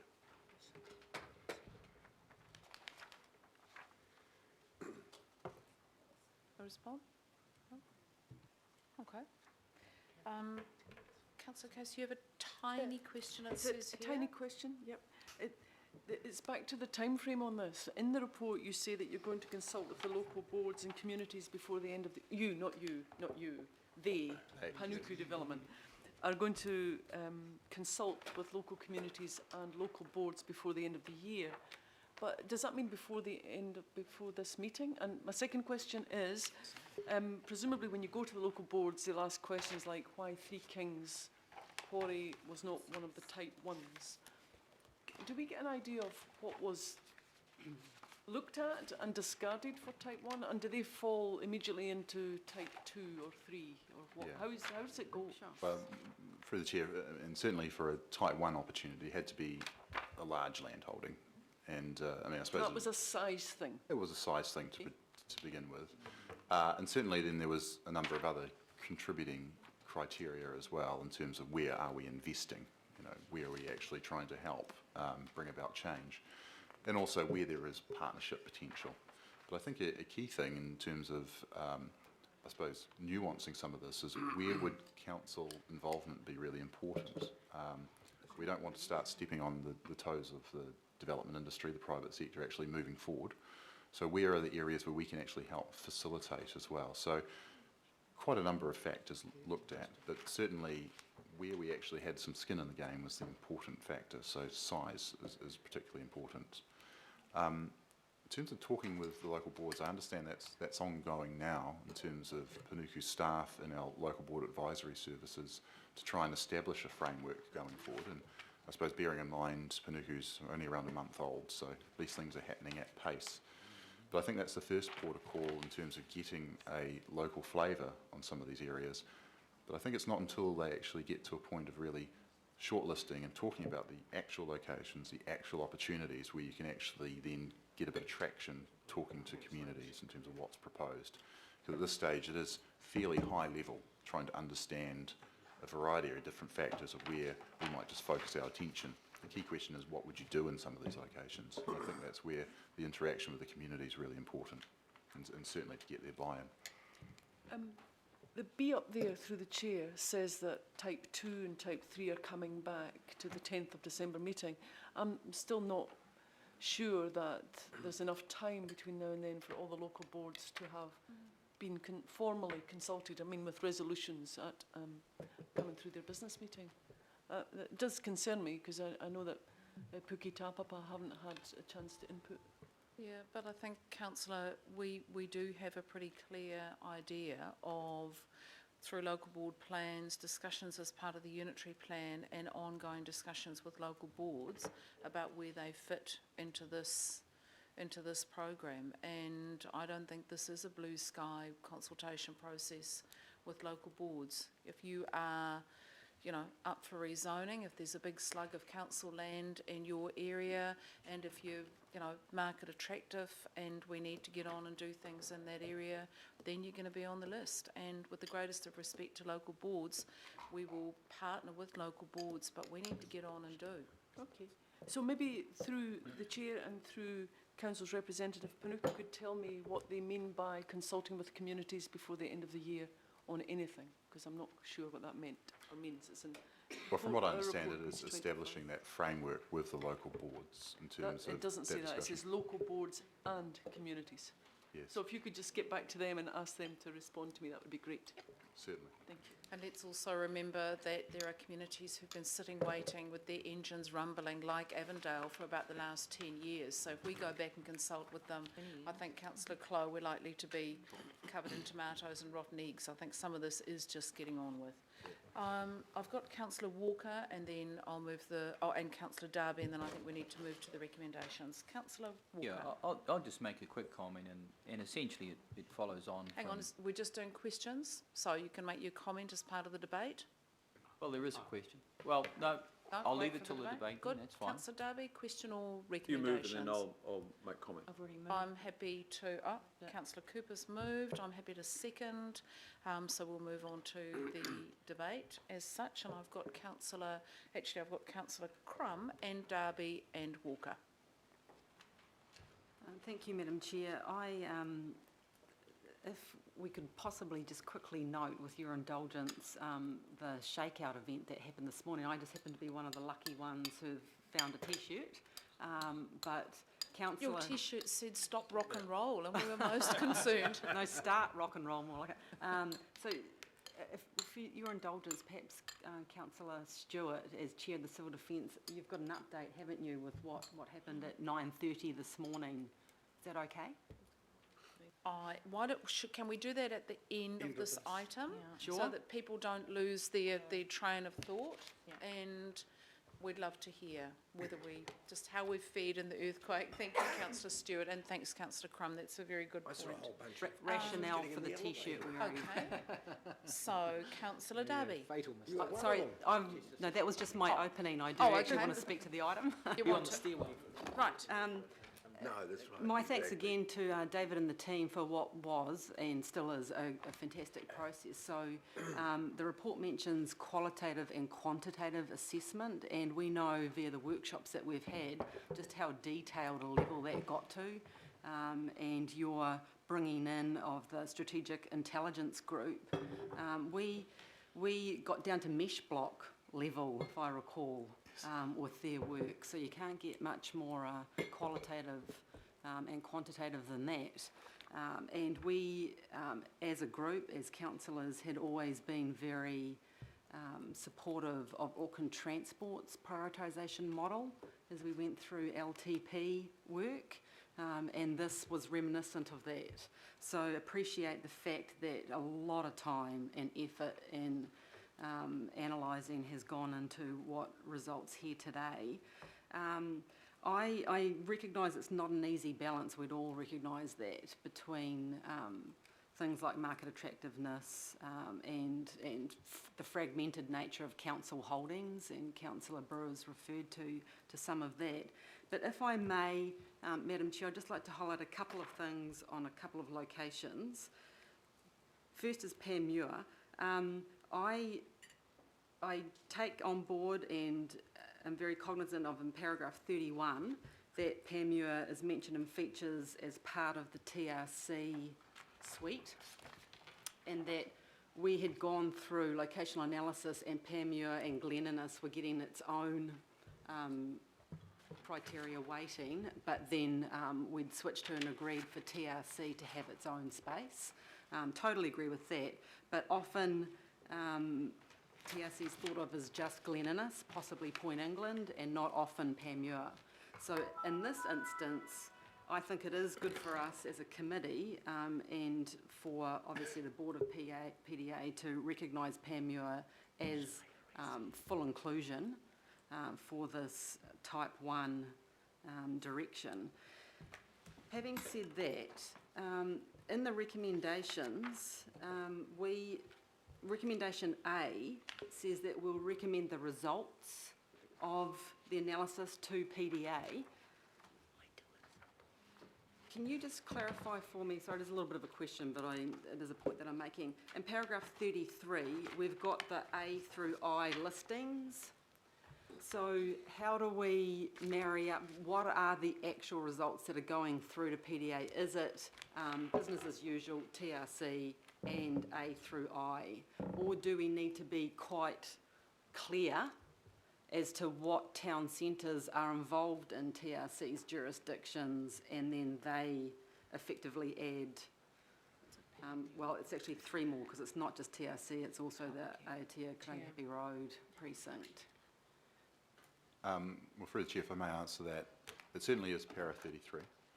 And from what I understand, when you are presented next month with their proposals for Type 1, it will clearly highlight the Tamaki area. Not defined as Glen Innes or Panmure, but that certainly is part of the area. But that will form part of the suite of Type 1 locations, along with the city centre and Wynyard Quarter as well. So I suppose the question will be, what other locations you add to that group? But yes, I have no doubt that Panmure is considered within that portfolio. Great. Just historically, Panmure has been under-recognised and has very potentially some significant momentum. And even within the TRC framework, it still needs its own recognition, in my humble opinion. There's some really strong market drivers in that area as recent CVs, increase in CVs demonstrate. Also on the Onehunga side, I'd just like to pick up on the point that it's not within a spatial priority area. It actually was a spatial priority area, then it's not. But to me that demonstrates the positivity of this process, looking across SHAs as well as spatial priority areas, and then the collaboration between the different entities of council. So you've listed in paragraph 14, Waterfront Auckland, ACPL at the time, of course, HPO, Auckland Transport, Watercare. So it has been a really, really good collaborative process together. Onehunga has a phenomenal conglomeration of massive projects. So when you talk about scale, it's something else in regards to what NZTA has going on in the area. The Old Mangi Bridge replacement, the foreshore east-west, to wharf possibilities. It's been referred to earlier by Councillor Darby in regards to the port study. So for Onehunga to get up there is what I'd like to endearingly call the gateway to the city. And the first thing that you see when you come in from the airport, apart from lots of motorway, I very much look forward to that December 10th meeting where we'll see the result of the PDA board's analysis and look over what we're recommending today. Thank you for, again, a fantastic process, and we'll see where PDA goes. Okay, thank you, Councillor. Councillor Darby. Yeah, likewise, I'd like to thank the staff. We've thrashed this out through, I think, more than 2 workshops, and we've done well there, and there's been really good all-in discussion from the members around the table. Local boards have been around that table with us as well, and they've brought forward to us, as you just articulated, their local board plans, their centre plans, emphasising why they should be championed, and the structure plans that sit in behind a lot of the other plans. So let's build upon all of that. Thank you to the 2 Davids for the work, Mr. Victor as well. I think we started off with 64 recommendations. Stripped that down to 17. We're now down to 9. it's not to say we're ignoring the other, 53, 54. They are still in focus in other parts of the organisation, and other parts of the organisation will be addressing those important parts of Auckland. This is type 1 and some type 2s and 3s in this mix. But again, like Councillor Crum, I think we've been extremely mature in our approach here. I am delighted that we've sort of moved away from that pick-me project approach. You know, shoehorn my particular patch into it. We have not done, and I think that's been, again, just as we've built our transport program on strict criteria, and in this case we started off, I think we've got 17 criteria under 6 headings, and we've weighted those. There's been some good intelligence that's been brought to this whole process.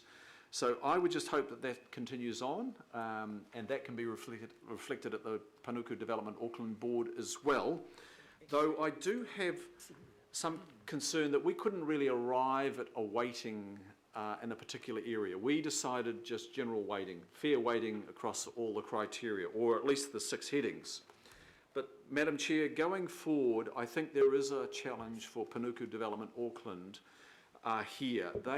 And let's not be surprised that when this comes back, they will have given some weighting in particular areas. And my guess is, and as I said at the workshops, I think we are going to have to give some extra weighting, or they are going to have to give some extra weighting to market appeal and potential, consumer preference, planning status, land availability, and partnership potential. That's a mix of a couple of categories, but my feeling is they on our behalf are going to have to really realise that we're going to have to get some wins on the board quite quickly here, because we're going to have to circulate our scarcity of capital and get that earning for us on the next project and then on the next project.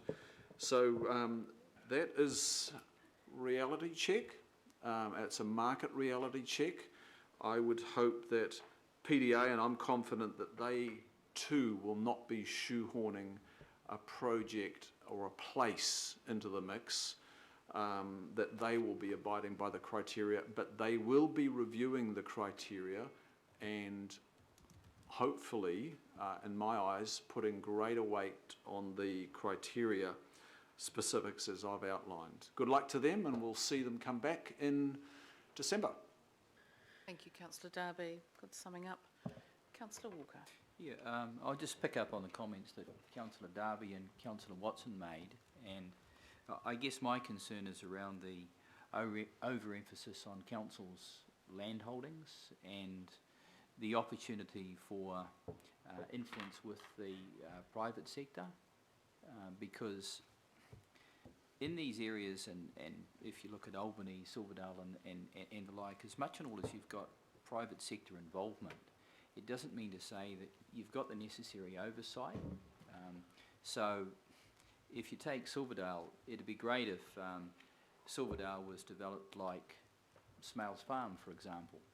But there's a real danger that that is not going to happen, because the long-term visioning, the things that are necessary, capital to make that happen may not be there. And that's a tragedy.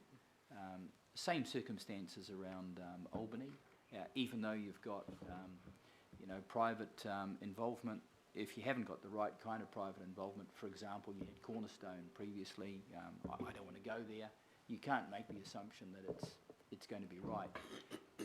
And picking up on Councillor Darby's comments, I see those areas where you've got substantial private involvement as actually offering a great deal of opportunity, especially when they're market attractive, to actually do something right. So I just put a question mark over this process, and that we could well be taking our eye off the ball of some areas that we can have some influence. The influence might be a bit more subtle, but the results might be phenomenal. Okay, I think we'll take that as a statement, Councillor, and pick up the detail on the 10th. Now, councillor Cooper, you will close the debate, so just check if there's anyone else in the debate. Nope, councillor Cooper. And Madam Chair, I'm very pleased to hear councillor Darby's comments around, you know, the fact that, of course, we're not trying to play favourites. We're using a good criteria, and that criteria may change, and then it may actually stop, you know, the social media accusations that some of us have had recently about abandoning some places for others.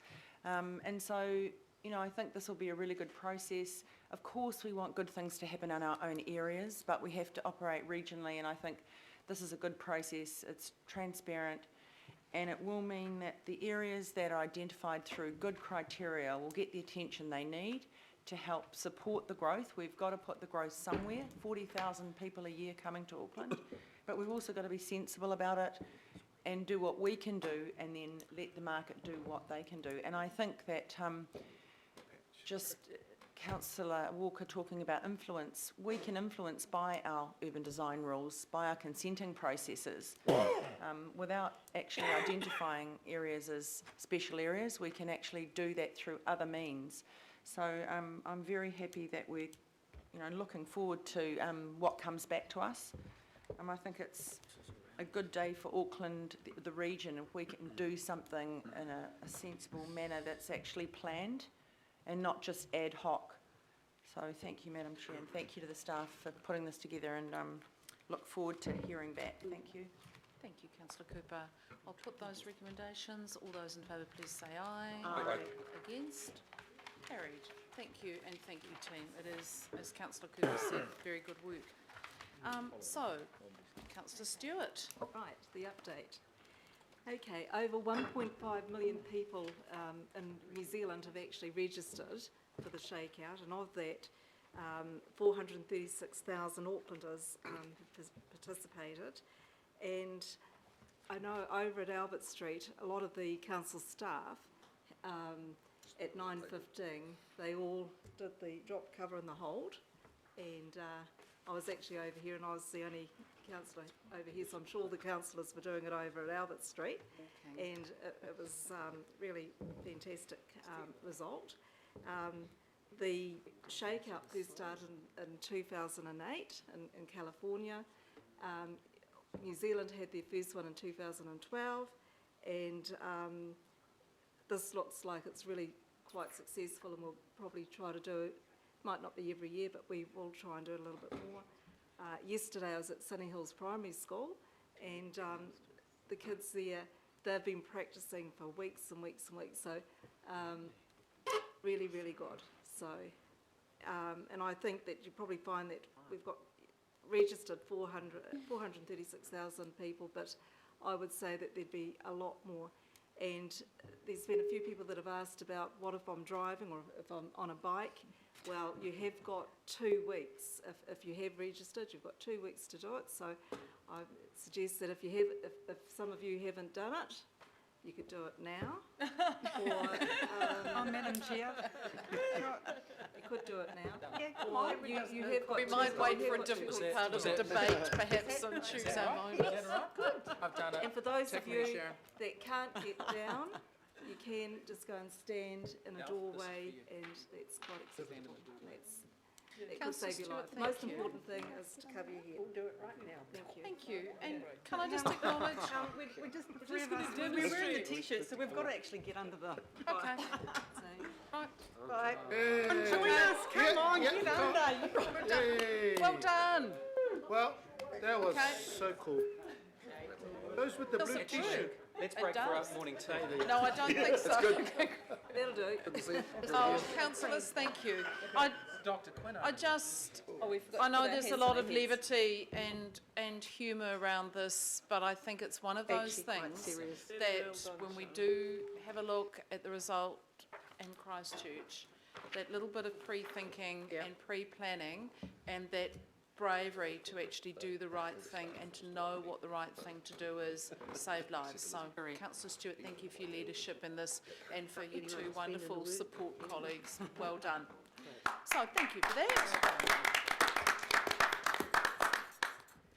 Okay, No lives so lost. we are on the next item, which Been in is there, item it's bloody 13, housing supply, and I'm going to ask Jim to introduce this, and along with, of course, Chris Parker, whose report it is.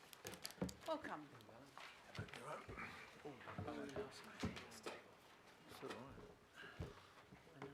Good morning, all. So the purpose here is just to introduce Chris's report, which you've been sent a hard copy of. Tim, can we put the slides up?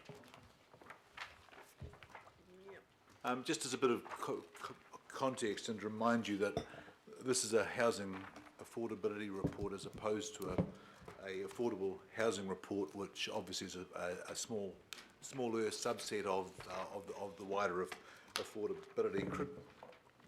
Chris's report is the result of a lot of work where he's consulted widely.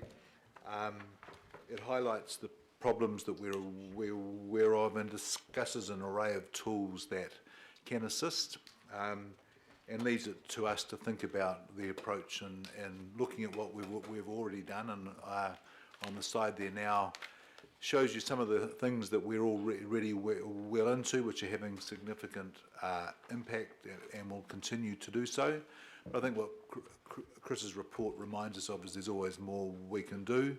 His target aspiration of a 5-to-1 income to housing ratio or housing cost ratio by 2030, I think, challenges us all. And it's up to us, I think, to work with government to think through what we can do, what they can do to take this forward from there. So I'll leave it to Chris to just quickly continue that. Thanks, Jim. Good morning, everyone. Yes, so I was asked by the Mayor and Deputy Mayor to undertake this report. The economic debate was clearly evolving and in the public, and there was time for a consolidation of the new strands of the debate and some advice on the pros and cons and the merits of those arguments. The report and the advice that I gave is independent in as far as that I was asked to give my independent economic view on the matter, and was pleased to say was freely able to do that to the full extent possible. So thank you everyone for your support with that. I looked at all of the tools that relate to demand, supply, local government, central government, industry and the like to understand the issue in its totality. I looked at all of the problems, all of the literature and all the root causes of why we have what we have. And as soon as I started looking at all of the tools, options and levers, I realised that some of them would be a bit more difficult. So I needed to frame them up, to contextualise them, and that's where the opportunities looked as though we might be able to get the ratio of house prices to incomes down from about 9 or 10 down to possibly 5-to-1 by 2030 as a more aspirational target. And I actually went a little bit further than that and recommended that the council and government consider adopting such a target in partnership, noting that there are steps and actions that need to be taken by both parties. The report came out at the end of September, so it's been out in the public domain for some 2 weeks and has been, readership and coverage of it has been fairly wide and by and large very positive. And hopefully that will continue. So I'm happy to take any questions. So, members, I've got some Chair's recommendations on this. It seemed sensible that we actually looked at rather than just receiving, which Councillor Darby and I try not to do at this committee. It's the committee that makes decisions, so I'll move these recommendations, which gives a bit of shape to this. Second. And I think Councillor Darby will second, but we're happy to take questions and then we'll debate. And obviously the issue around this is we do need something to aim for as we work on the critical issue of housing affordability. And the other thing is that we are working with the interdisciplinary team that Council will put together to deal with widest issues that we're dealing here, as well as the, Councillor Casey quite rightly raised, where does older adult housing fit into this? Where does redevelopment fit into this? And I'd like to bring back a very, very clear strategic map of how all of these pieces fit together. By way of reassurance, these discussions are ongoing with developers, with the third housing sector, with our staff and with other interested bodies, and there's a huge degree of positivity within the development community as well as the third housing sector for the work that we're doing here. So thank you, Chris, for the opportunity for us to discuss this. Right, speakers.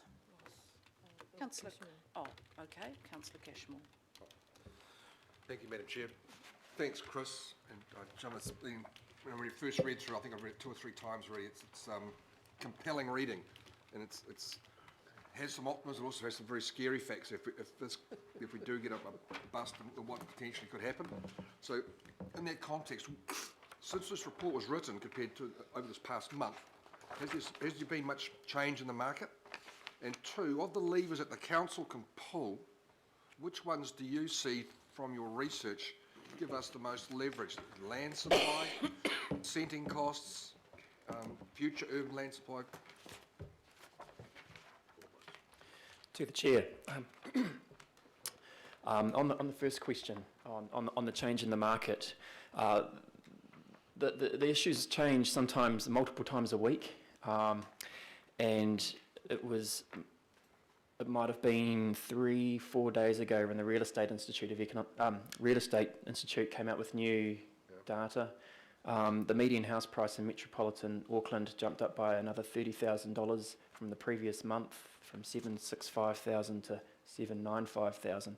I went home feeling fairly deflated that day, because when you look at the tools and options available, there are some things that can be done that can make a huge impact on prices.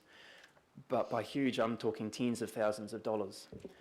And for $30,000 price change across the board, for the median house price makes the challenge ahead of us even harder, even tougher.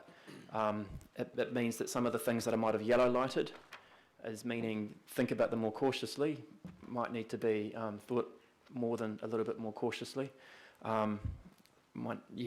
So that's the most significant change in the market since. The second part of your question, which levers would matter the most, it would relate to, I'd say number one lever would be supporting and enabling more efficient use of land, particularly in inner suburbs that are near town centres and arterial transport routes. That would be number one, so that we can use land efficiently rather than in a more traditional suburban sense. We've really got to lift our game and think a bit more as an urban city. And I think the market signals are going there, and we've certainly got good direction of travel on that. And I hope that we can continue that over the next 12 months as we continue to advise the hearings panel and then receive their advice. And I think if I could add to that, I think the piece of work referred to in C that would need to be done is to make sure we're considering the levers not only individually but in concert, because some of them will conflict, and so it's important we think through the things that meaningfully will add to the work we've already got there and not diffuse. So there's quite a bit of work to work through to think that through too, Bill. Thank you, Madam Chair. Thank you, Councillor Cashmore, and that is a really, really good question. That C, at the risk of repeating what Mr. Quinn has said, is the critical one, and we need to balance this is the economic strand. We've then got the social strand, the environmental strand, etc., and this needs to now sit with our report that we discussed, the previous report, the unitary plan, our forward release land strategy, all of those issues. This now integrates into the rest of the plans that we're doing. It doesn't stand alone as a singular piece of work that will direct our decisions and policies on housing, and we're really, really clear about that. Councillor Casey. Thanks for this, Chris. I agree wholeheartedly with one of your strands and oppose you on the other. So I'll talk about the good one first and raise the issue of affordable housing for older adults. Your strand 16 is a council stock take of land and allocates what it can to housing. And I think I mentioned earlier a piece of land in Hillsborough that's destined to become a grand entrance to the Pa Homestead instead of being a lovely village for 25 older adults and their so the deputy mayor said I could raise it at this item, so I'm raising it, and it fits nicely with your green lighted number 16. The one that I don't agree with is the strand 22 road pricing. We've had the political debate, and road pricing is only one of the things that we're discussing with government. The mayor wanted to go to Wellington and just do tolling, and we told him he couldn't do that, and everything's on the table. So just that you should know that that's just one of the things that we're talking to government about.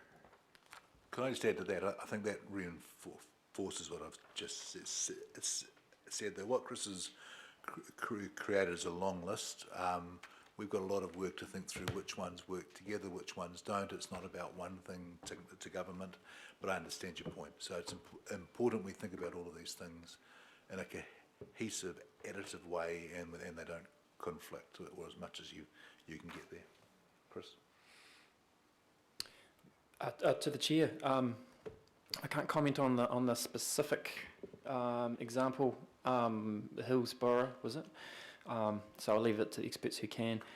Pleased that you endorsed it. Number 22, I take you. I note the comment that you're talking to government, and was there anything you specifically wanted me to embellish on that? Not really. The deputy mayor gave me the chance to raise the issue, and my problem with the issue is it doesn't sit it's with Panuku development. And I raised it there, and you said that wasn't the right place. So now's another place. See the issue. So remember, this is a big strategic discussion. Yep. This now gives us the opportunity as we go through, and I think probably C might be a little bit misleading. The Chief of Strategy lead the next stage of Auckland's housing affordability. It's this committee that will lead that. As the subset of that, it gives us the chance to tip back on the table all of those issues, of which the really important debate about the future of Liston Village sits. And that, for me, sits in the, hang on a minute, all previous decisions aside, this can feed into a really good social outcome. It may have economic cost. Given the fact that we've now got some really good understanding of the economic levers, we still, however, have the ability politically to say we'd like to pursue this as an issue. So it doesn't, we don't need to deal with it in the context of this report at all. I think the bigger picture about what we're doing to drive housing affordability, and maybe we say the Chief of Strategy in conjunction with the Auckland Development Committee lead the next stage of the housing affordability work program, just so we're really clear that there's the political arm as well.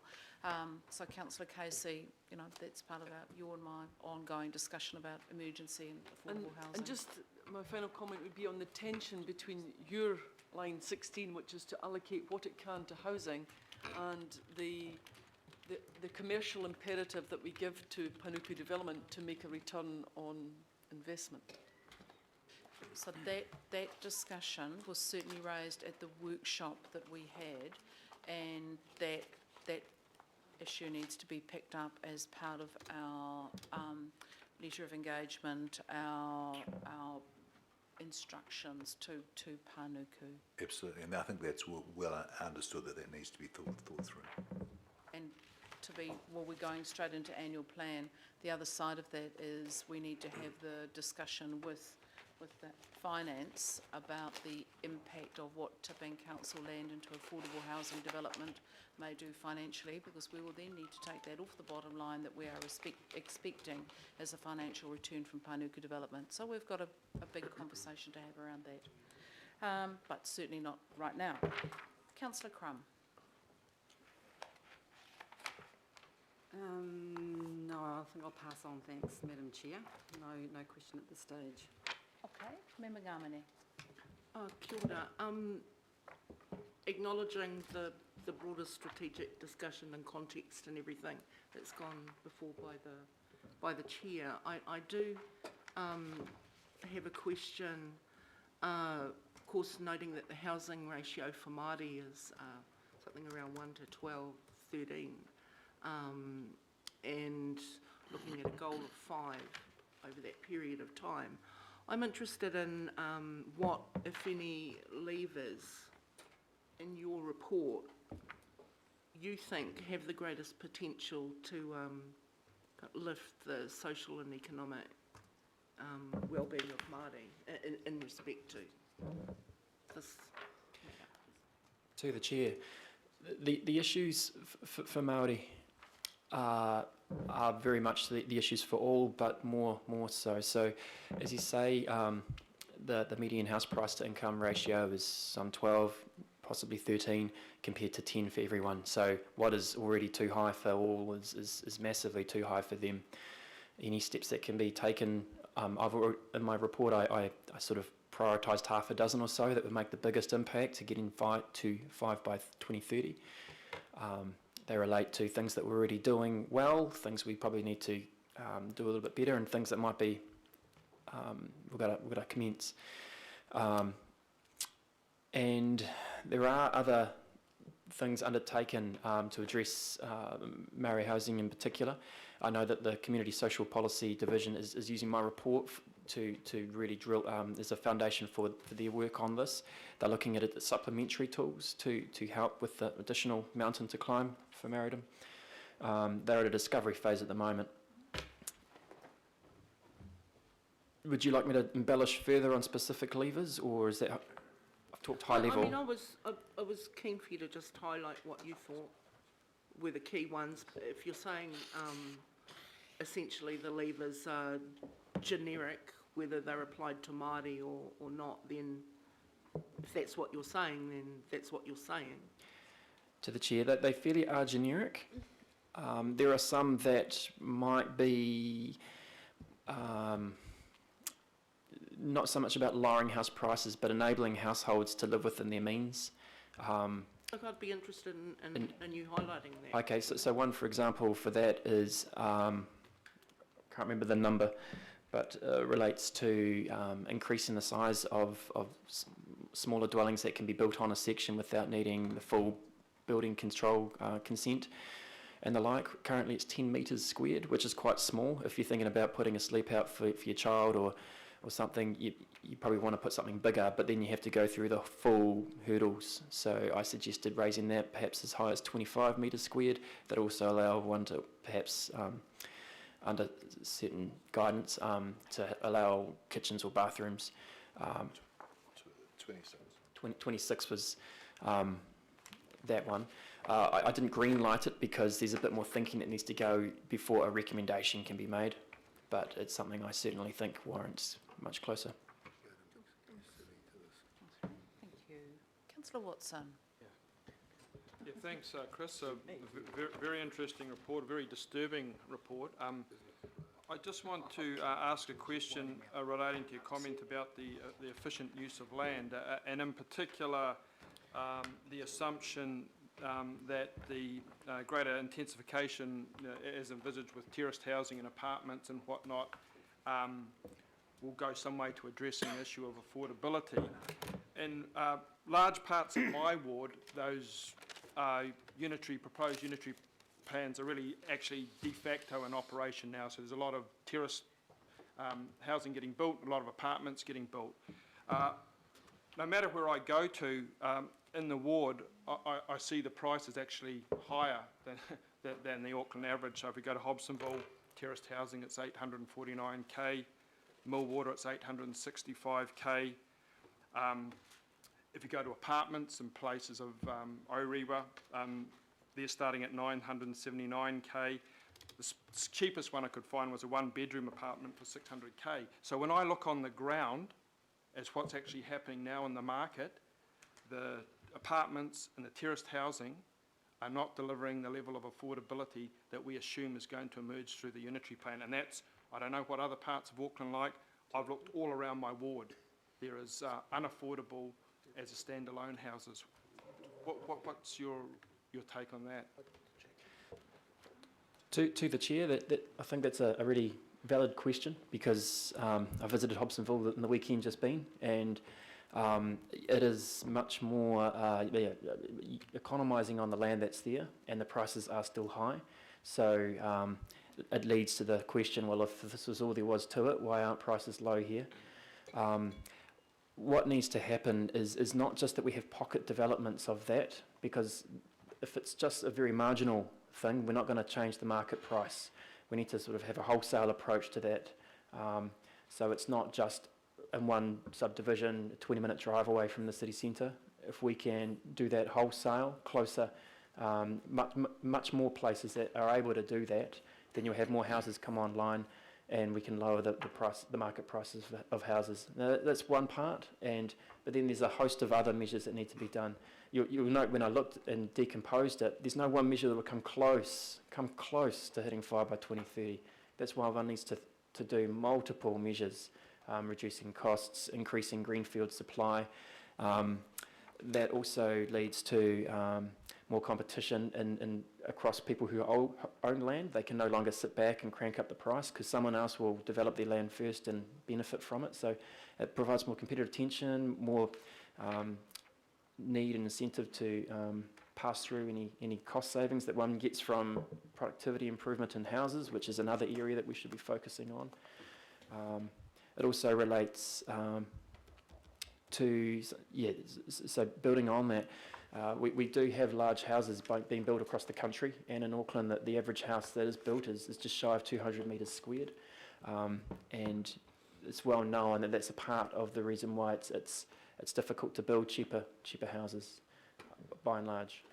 I guess just one follow-up question. I mean, I guess when I see the scale of production that's occurring in places like Millwater, for instance, where now there's just terrace after terrace going up, the building or the construction costs and certainly the price of land must be on a scale that price should be, one would have thought, considerably lower than what it is. And it would seem to me that there's an insatiable demand now even for that type of building and that type of lifestyle, if you like, that is not going to reverse.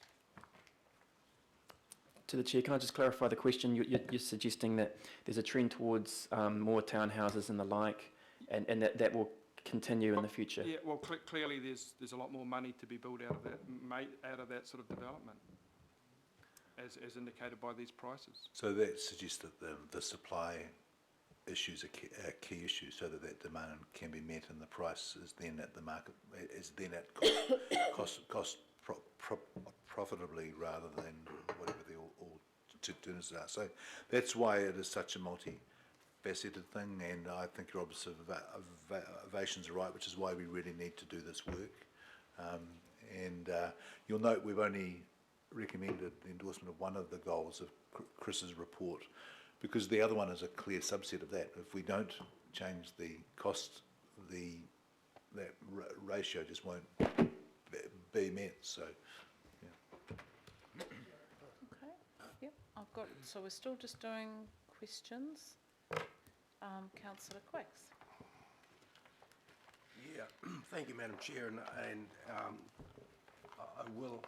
First of all, I'd really like to take the opportunity to congratulate Chris on this piece of work, because it's very extensive and it's very thorough, and he's looked at many of the drivers of demand and the supply constraints. So I just want to congratulate him on the work that he's done and his team has done. So, look, Chris, in terms of the availability, you've talked about the availability of land and around the more inner suburbs, and we know that the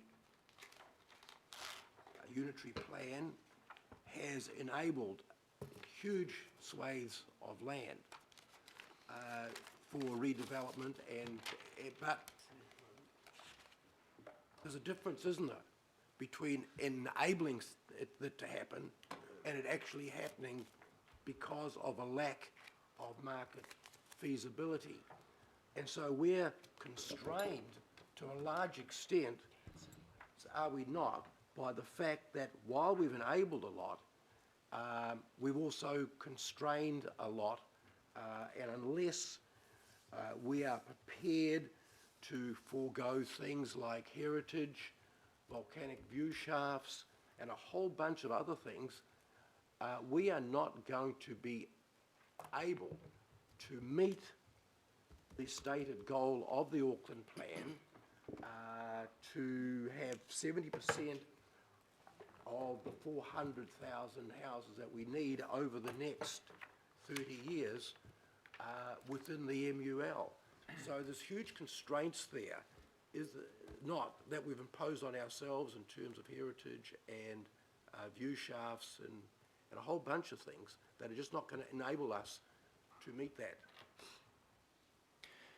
To the Chair, there are constraints, and I don't want to endorse running roughshod over them, because a lot of them are valid, important things about how we manage heritage, community, environment, infrastructure, and you're absolutely right that if we constrain some areas too much and hope that all the development will go elsewhere, we don't build them, so that may not be, the uptake might be, surprisingly low.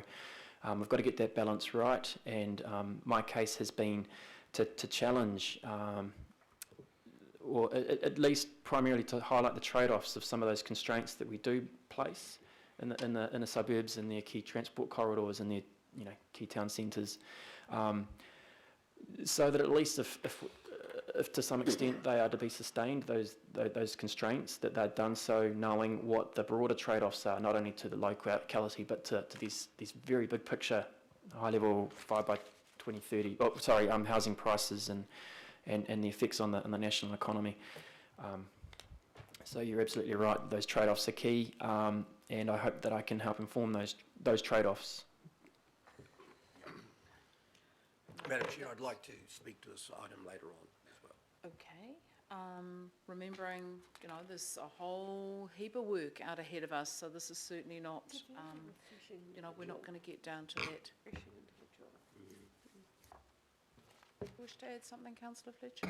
No, I was just complimenting the Chief Economist for this very refreshing document. That's very kind.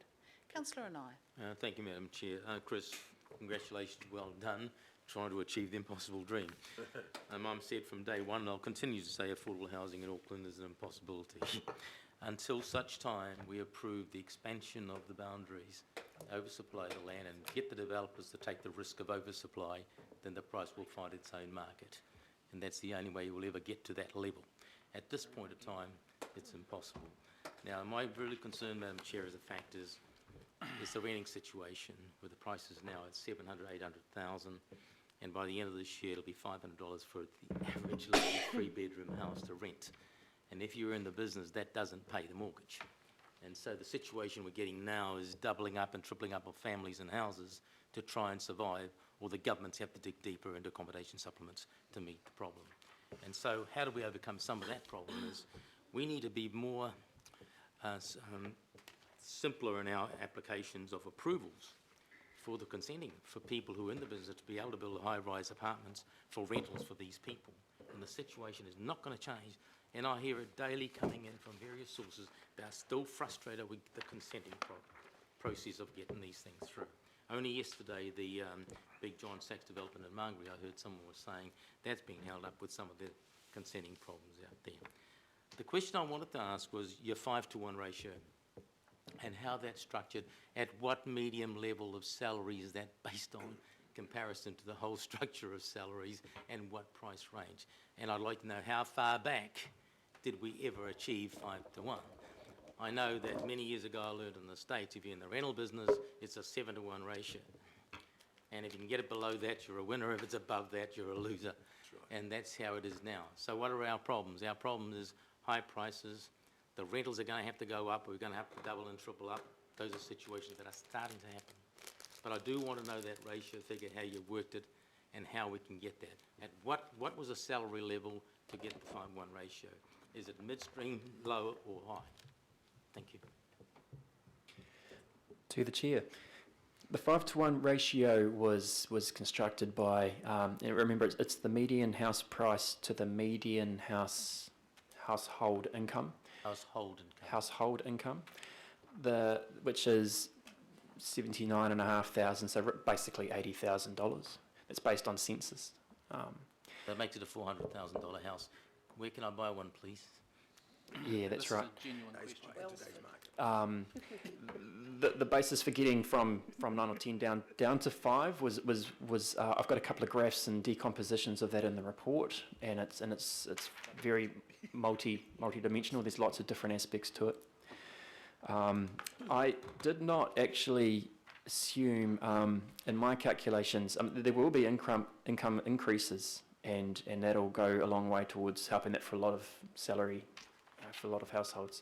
I didn't factor that into my 5-to-1 calculation because there was some ambiguity about what that might mean to increases in rents, because that's primarily determined by people's incomes, and then how that flows through into house prices. So I couldn't call what the net effect on that might be, so I didn't include that. But if people are optimistic, we could improve our wealth and prosperity and do it so in a way that did not just pass through straight to landowners, then that would help that equation. So that's in some respects adds to the conservative. Well, I'm not saying my target is conservative, but that's something in favour of that. How far back before Auckland or New Zealand had a ratio of 5-to-1? So there was economists love their long-term time series, and there was one published, so it's in page 4 of my report, it goes back to 1957. It shows for decades and decades in New Zealand the ratio of prices to incomes was about 3-to-1 or less until 1990. And in other literature, such as the demographia benchmarking of cities across the world, that's the case in other cities as well. They really started declining since 1990. No one precisely knows why, but there were a few things that switched over at that point in time. Banking regulations eased up a lot, but there were changes to double income in households and many other things. So as for when we were last at 5-to-1, at a guess, it would be sometime perhaps early 2000s, but the graph here is not for Auckland, it's New Zealand, and it's not for median prices, it's average prices. So there's a couple of... Yep. And that climb you're talking about is the movement of people from rural into the cities across the world, as we see it every day, and that's creating this push what's going. Not just for Auckland, we keep the thing focusing on Auckland, but we're only part of the puzzle. It's all over the world. That's right. Thank you. Thank you. So I've got Councillor Darby, Councillor Wood, Councillor Brewer, Councillor Walker. I think we might be straying now into debate a little bit, and I know Councillor Quacks, you said you wanted to speak again. So are these, can I just check, are these questions, or are we getting into the discussing the support or not? Question. Councillor Darby. Thanks, Chris. Look, I also, like others, want to commend Chris and Director of Strategy for this report. It's a real no-choke chain approach, and thanks for that. 32 good recommendations. Not all that I like, but that's on the table. Madam Chair, I just want to explore an area of housing affordability as I see it. So this focuses on the issue of that big gap between household income, median household income and median house prices, and it has a CapEx, day one CapEx focus. And councils know well that CapEx is one part of the equation, and then we put the budget in place, and then we have to wake up to the OPEX part of the budget. So that's where my question is coming from. And I can't help but think you can always buy a cheap fridge, but if it's energy inefficient, it's an expensive fridge. Buy a knockdown Falcon, and you'll pay for it when you have to go to the gas station for the first time. It's not a cheap car. And so I'm just wondering where in this work, and really it's a reflection of the Building Act, which says we need to have a 50-year outlook. The Building Act says you have to build for 50 years. So where in this work have you explored the long-term costs that homeowners then endure by getting the so-called affordable house that they buy on day one? And I guess one of the areas that concerns me a lot, but I'm open to it, is your recommendation 27. And there you are looking to omit some of the so-called excessive restrictions on design. You're focusing on interior, functioning, etc. But you do say in there that some of the sustainability requirements could be pared back. Now, they directly affect the ongoing costs that are inherited the day you buy the affordable cheap house. So I'm just wanting, Chris, for you to explain where have you addressed the long-term costs of owning the affordable house? To the Chair. It's accurate to say that I have focused on the house prices as such, and implicit so that long-term operating costs are not my primary area of focus. That said, I certainly agree that it's very important. And we do have other regulations such as the building code that requires double glazing and insulation and the like to create new homes that are vastly superior to a lot of the older homes that we have in our housing stock. As it relates to tool number 27 specifically, where I'm saying don't regulate for the internal features unless there's a very good case for doing so and a good cost-benefit analysis. I think that's really important for me to be able to understand what I mean. Public policy, there's a strong basis for our land use planning and the like when we're talking about externalities, the effect of a building on the street, on the nature of the neighbourhood and the like.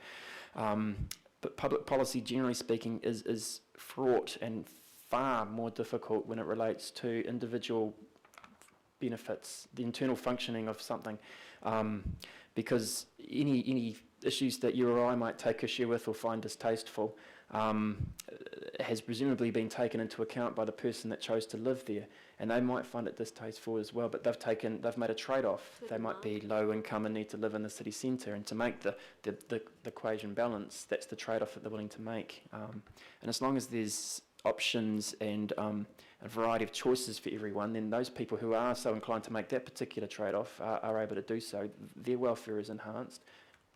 Debatable as to whether anyone else's welfare is degraded. And for me, that could well be a really good public policy outcome. So I'm not saying don't regulate on those things. I'm saying one has to have a really good, very well articulated evidence-based argument.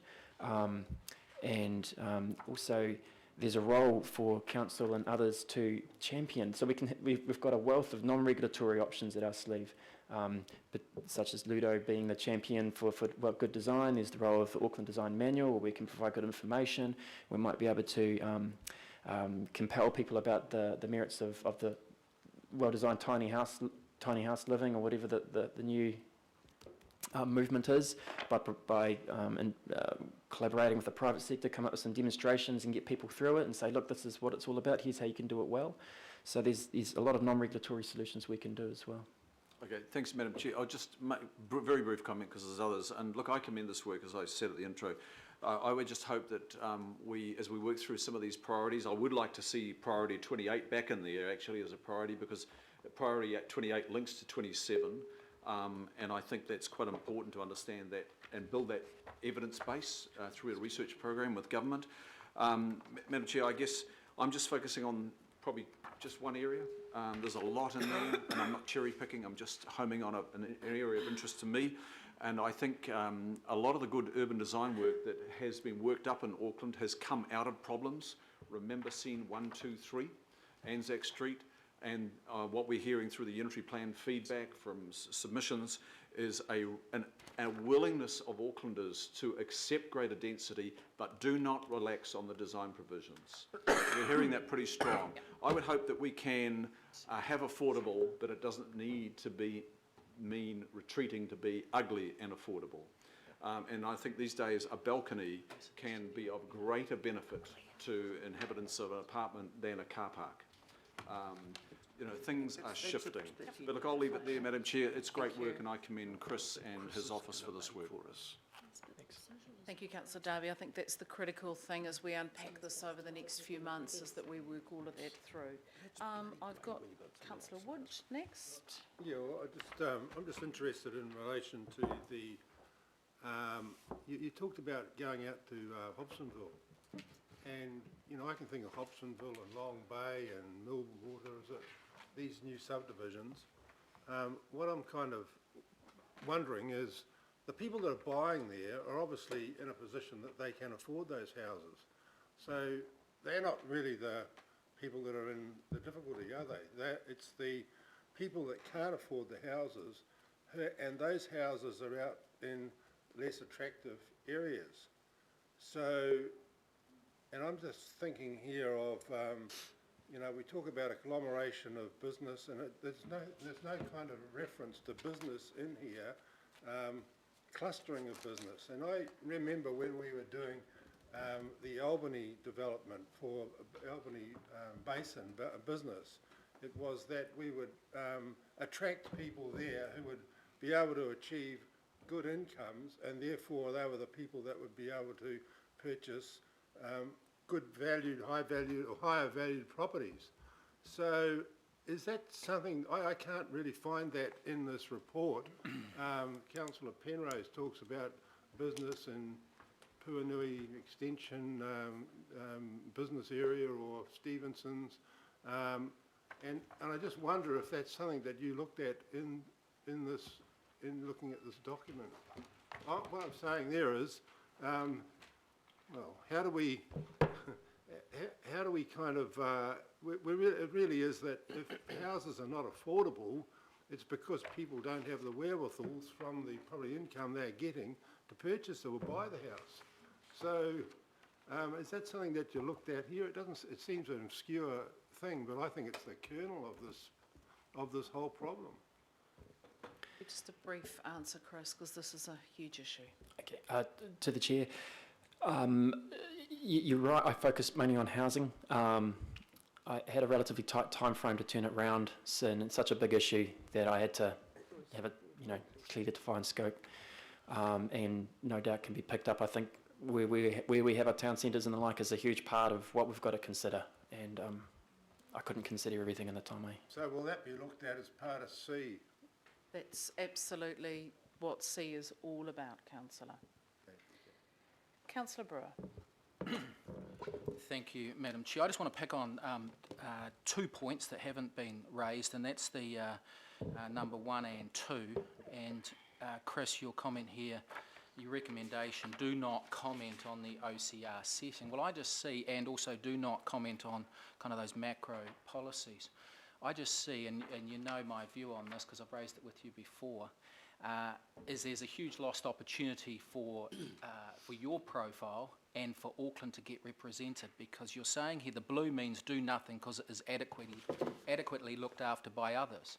Well, I don't know if Auckland's interests are being adequately looked after by Wellington-based retail bank chief economists. On the OCR, as we know, they're often focused on the Hawaras, the Horatus and the Horowhenua, and you in your chief economist quarterly report, which is very good, have spelled out back in August just what the impact of the OCR reductions will have on the housing market. These moves will likely intensify demand. The faster Auckland housing prices continue to rise ahead of rents and incomes, the more vulnerable the market becomes to a substantial price correction. And I fail to see the logic in not going out there. I see the logic and understand it in not advocating to the Reserve Bank for lower or higher OCRs. That's not our role, and nor is it anyone's role, and nor would they listen. But certainly commenting and certainly using that 6 weeks to get your profile up there and that of the Chief Economist Unit and that of our organisation and that of Auckland's positions, I think is a lost opportunity. And, you know, we had 3 OCR cuts in June, July, September. We might have another one coming on the 29th of October and maybe another one in December. And you've already observed that this has a big impact. The Barfoot and Thompson's figures that came out this week show that, yes, that people were trying to get in before the IRD government, the equity changes, the investor changes, and that kicked in, but it's also due to low interest rates. And my banker tells me we could be down to 3.99 interest rates. Don't worry about 4.35. And again, that'll just fuel another stream. And I think we should be observing that. I don't think we should be relying on Cameron Baggery in Wellington to talk about the OCR. So I just see it as a lost opportunity not to comment, because if I was advising you on public relations, I'd be saying at 9 o'clock on the Thursday, the 29th of October, put your statement out. You don't have to go hot or cold on it. You just have to observe its likely impact in Auckland and the likely situation in Auckland in and around housing issues. And why not be there on that national stage with the retail chief economist? So, and again, on the impacts of the Blue Line test, the government restrictions, you know, all those things about capital gains for investors and all that. Why not have a comment? You don't have to be pro or against government or Reserve Bank policy, but just be there in the commentary, because I think that would add a lot of weight and strength to your arm when you're talking about these other issues. So you become a household name. The most famous Parker in New Zealand is probably Bob at the moment, but I want it to be Chris. So I'm trying to help you out. And that's non-billable, I'm sure. And it's free. And it's free. And I'll give you my card afterwards. But I'd be interested in the logic and not commenting. Okay. Is that something you're happy to do now, Chris, or is that a discussion? What the pro bono acceptance? To the chair, happy to follow that up offline, and I think the councillor sitting showed me how to do it in some respects. So that's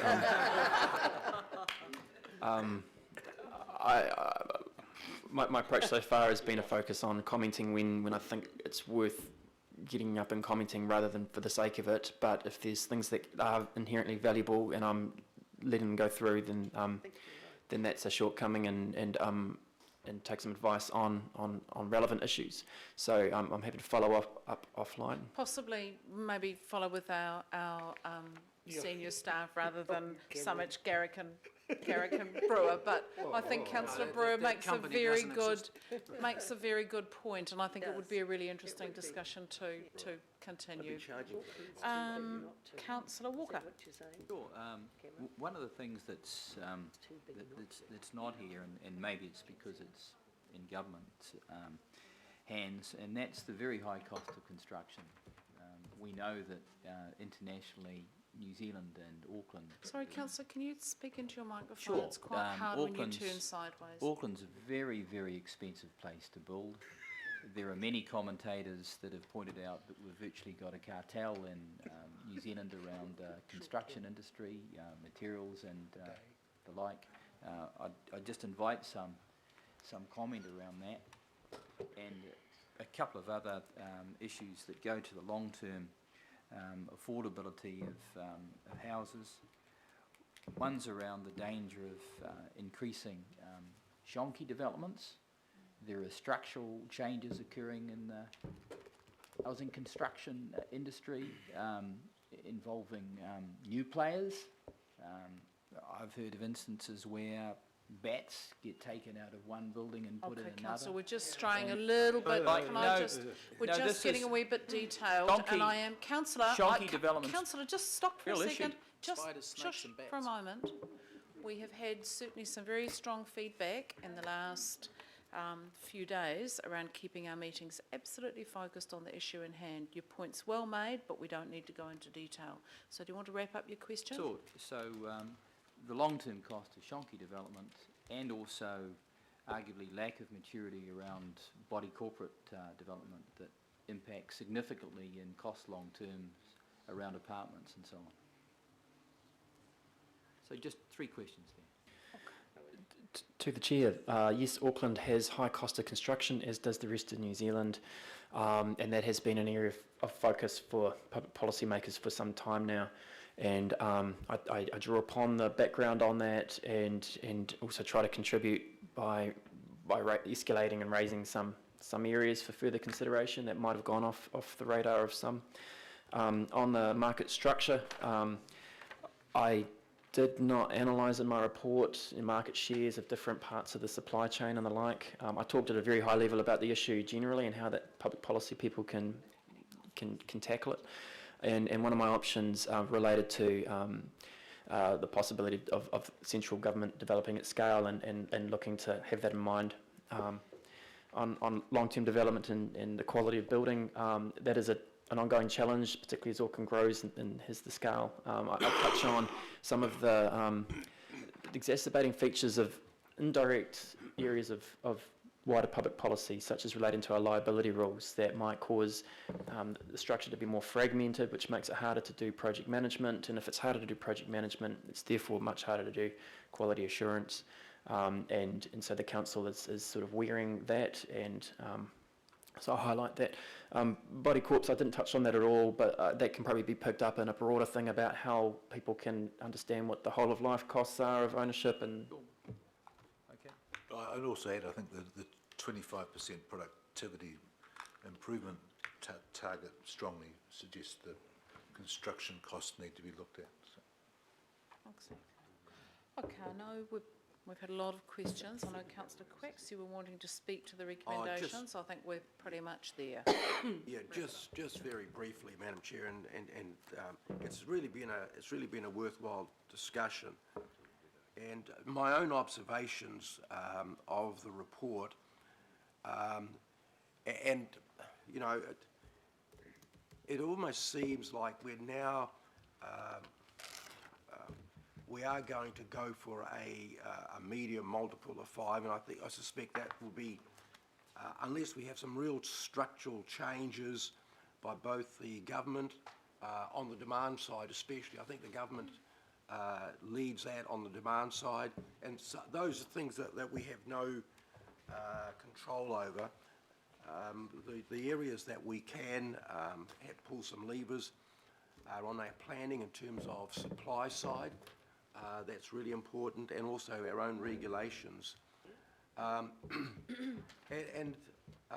In terms of expensive to build, and Councillor Walker just mentioned that it's not just the cost of building that is expensive, and especially when you start to develop within brownfields area, there are other considerations which also add to the costs, and those are usually things like fragmented ownership of sites, which can take an awful long time to bring the sites together. That all costs money, and so that adds to the costs. And we know that actually for a developer, it is more expensive to build in a brownfield situation than it is in a greenfield situation, simply because there's not those constraints around the supply.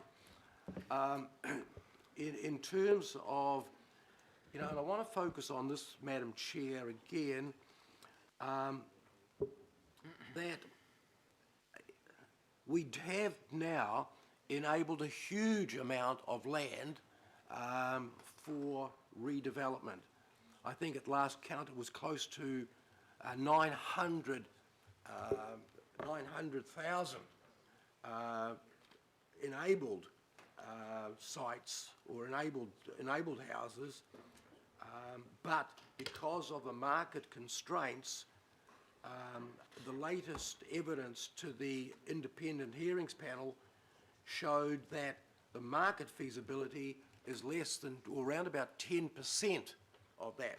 So in other words, we've enabled 800,000 or 900,000 dwellings, or the ability to build dwellings, but in actual fact, only 92,000 of those, or around about 100,000 of those, have market feasibility. So we've got a real problem here, and that can only, and if we want to address the supply side within the mull, then we have to make some real difficult decisions which will require huge political resilience. And for many of us, if those decisions are made, it will cost us politically. No question about that, because we will see a much greater, we will see heritage sites no longer there. Volcanic view shafts will have to be emitted, and Chris has put in his report how much volcanic view shafts, the economic value of those are.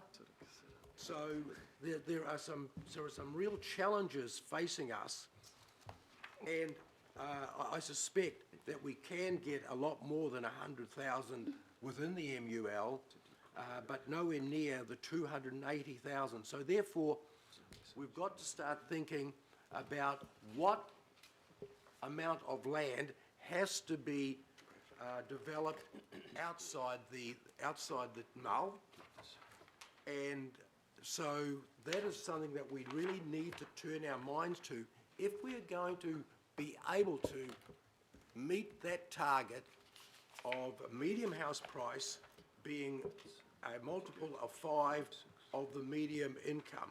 It's going to be very, very difficult unless we are prepared to make some real changes. And I suspect that the real change here will be supply. To a lesser extent, it will be the productivity gains that can be made in the building industry, the cost of some of those products within the building industry. But as long as we continue to have an undersupply, we will be stuck with this housing affordability. And I just want to, I know that Jim said, oh, you know, this is prevalent everywhere. I think that's what you said, Jim. I hope I haven't mistaken. I'm not sure I said that, but it's about... I just want to remind councillors that no, housing doesn't have to be as expensive as it is in terms of income as it is in Auckland. And just recently I sent a whole bunch of website links to councillors to have a look at what some other cities around the world, what housing costs there, and then compare them to the costs in Auckland. And the one common thread in terms of housing affordability in those cities is that there is a flexible supply of land to meet demand.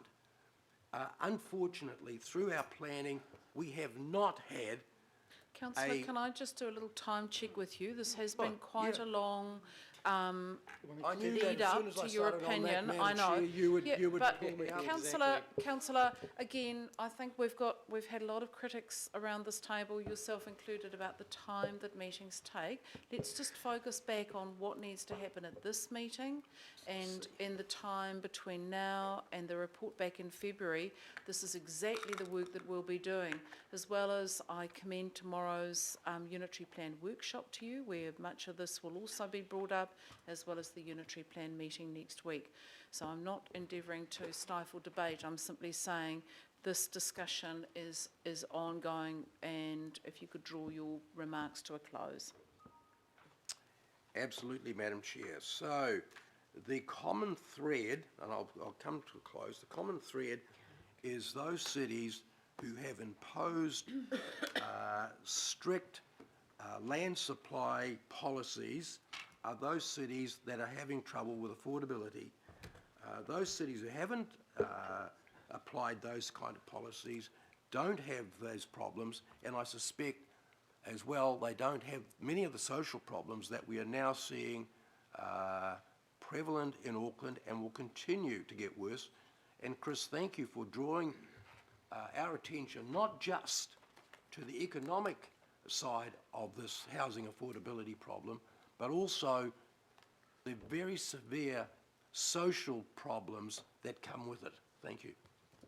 Thank you, Councillor Quacks. I think we've reached the end of the discussion. We'll move to the recommendations A, B, C and D, and I'm happy to put those. All those in favour, please say aye. Aye. Against? Carried. Thank you very much, and thank you both again for your work. It is hugely appreciated. Thank you. And the next few months, I think this is when we unpack it and get into the kind of detail that Councillor Quacks is asking for. So we move now on to item 14, and I know Councillor Cashmore, you'd signalled to me that you wished I'll move this, Madam. to move this. Happy to second, Madam Chair.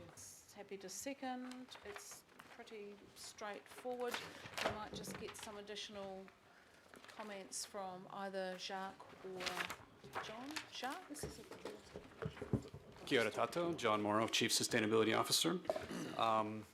Madam Chair, would you like 2 or 3 minutes, or? I think this is a pretty straightforward item, and we are hoping to break at 12:30.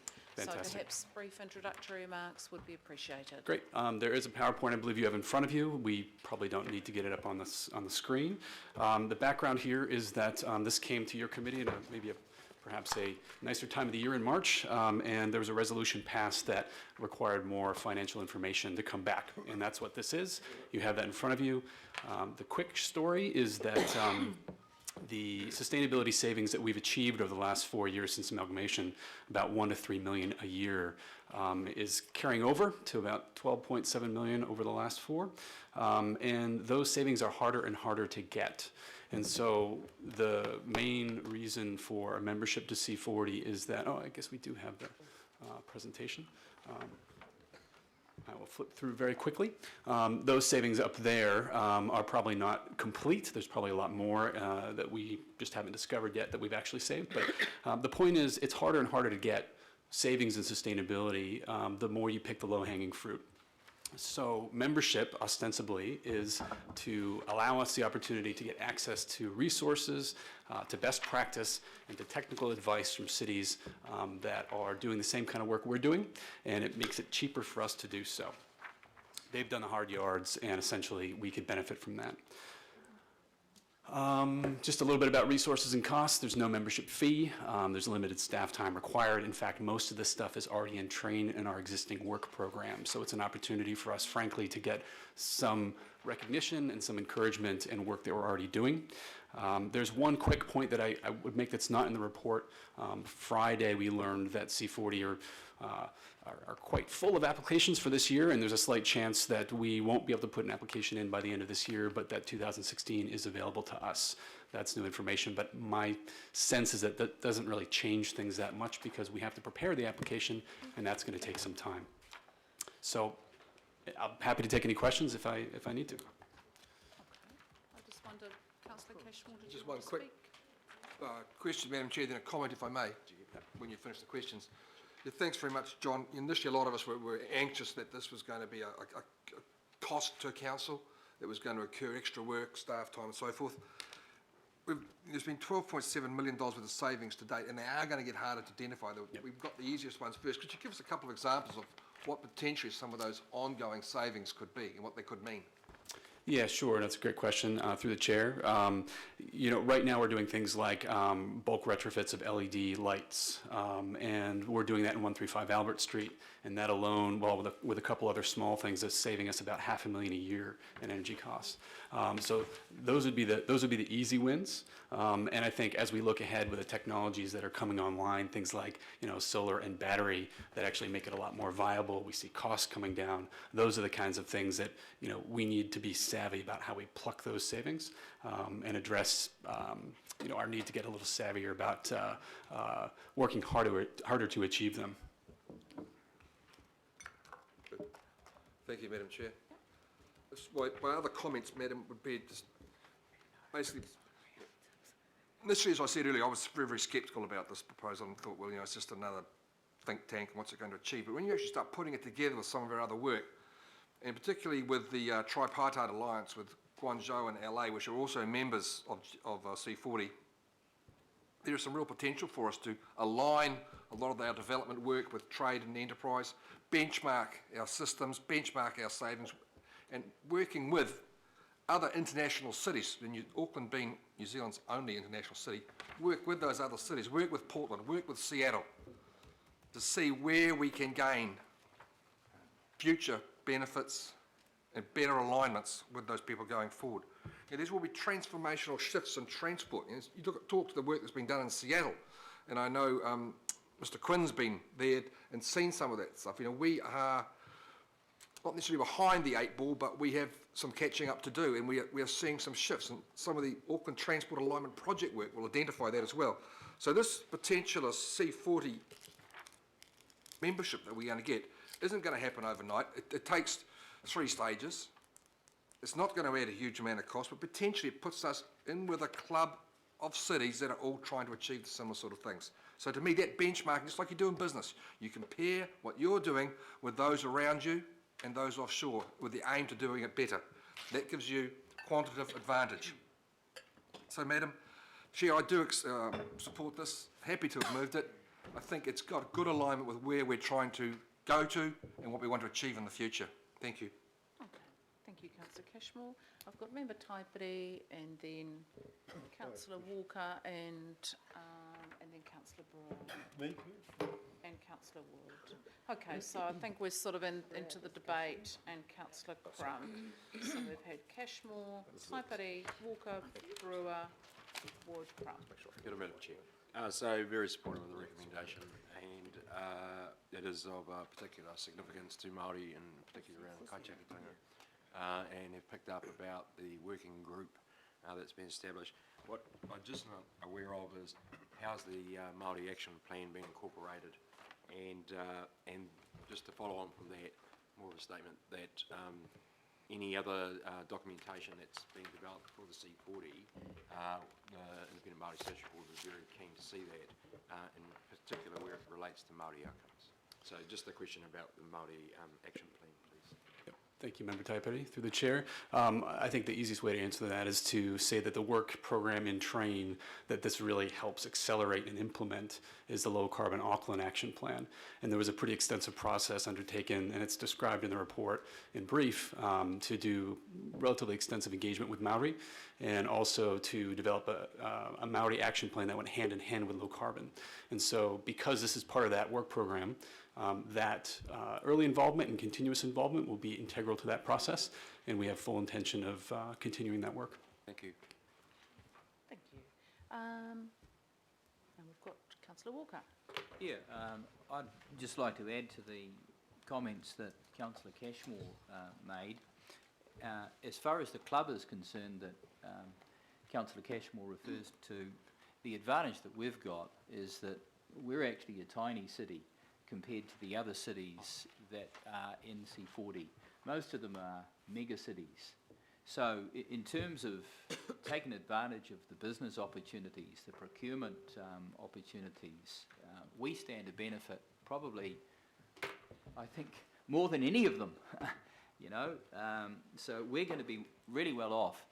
The other thing that needs to be emphasised is, as much and all as this is really good for council, it's especially good for business, because the business opportunities in the sector, sustainability sector, are phenomenal. It is the fastest growing business area on the planet. So marvellous opportunity for businesses, and that ties in with the tripartite relationship that Councillor Cashmore mentioned, the Chinese and LA.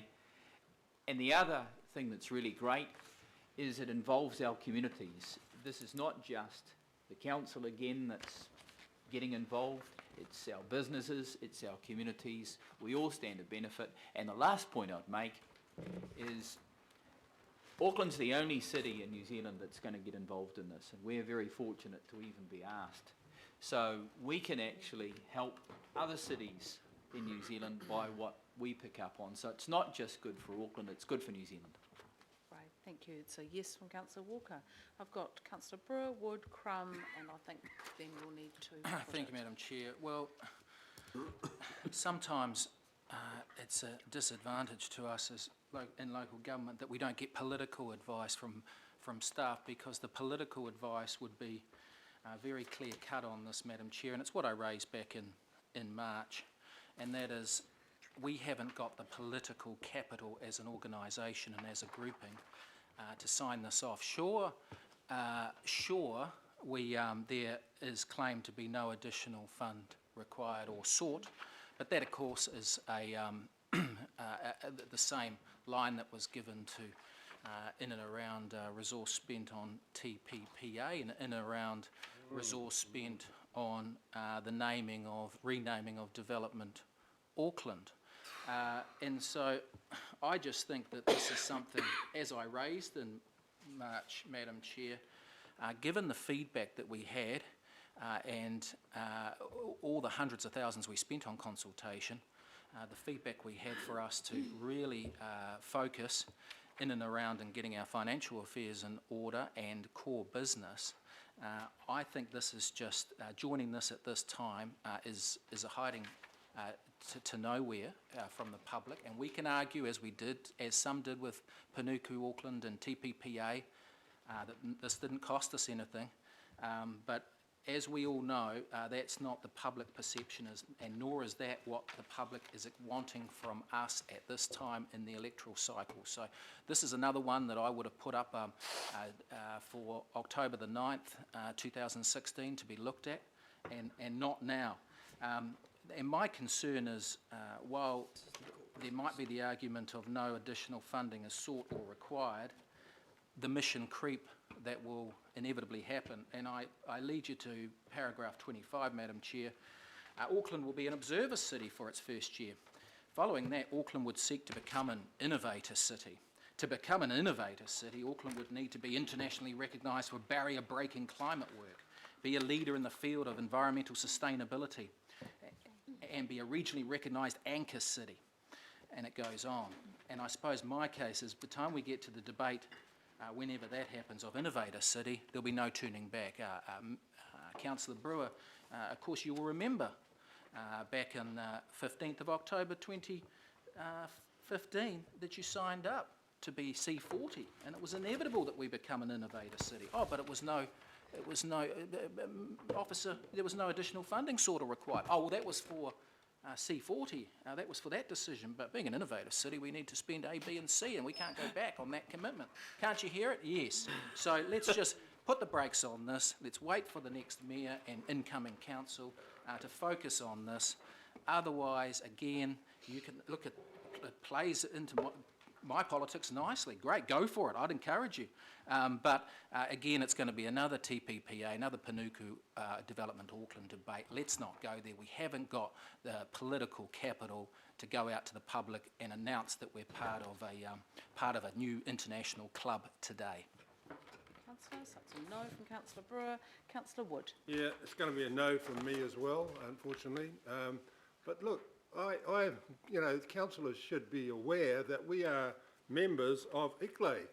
Yes. The International Council for Local Environmental Initiatives. And I think Councillor Wayne Walker's very pushes ICLE, and I'm not aware of what the fee is, but there is a fee to be involved in ICLE. And here we are now. Are we going to discard ICLE because it says in the report, oh well, they do similar things, but this is more prestigious, C40. I think it's got the kind of a whiff of a TPPA environment that Councillor Walker was so concerned about the other day, but now he sees it in a different perspective. But ICLE has been around since 1990. 1990, it was formed in the UN when 200 local governments came together from 43 countries, and they set up this organisation. And now it involves 1,200 councils or local authorities in 84 countries. And we are part of that. So why would we now want to break away from that or say that that's not good enough for Auckland, and we're now going to head off to the C40 group, which if you look at that, the names there, they are well up the pecking order as international cities in compared to Auckland. I think that we're trying to run before we can actually crawl here. We've got a lot of work to do in Auckland, and public transport, we talk about it.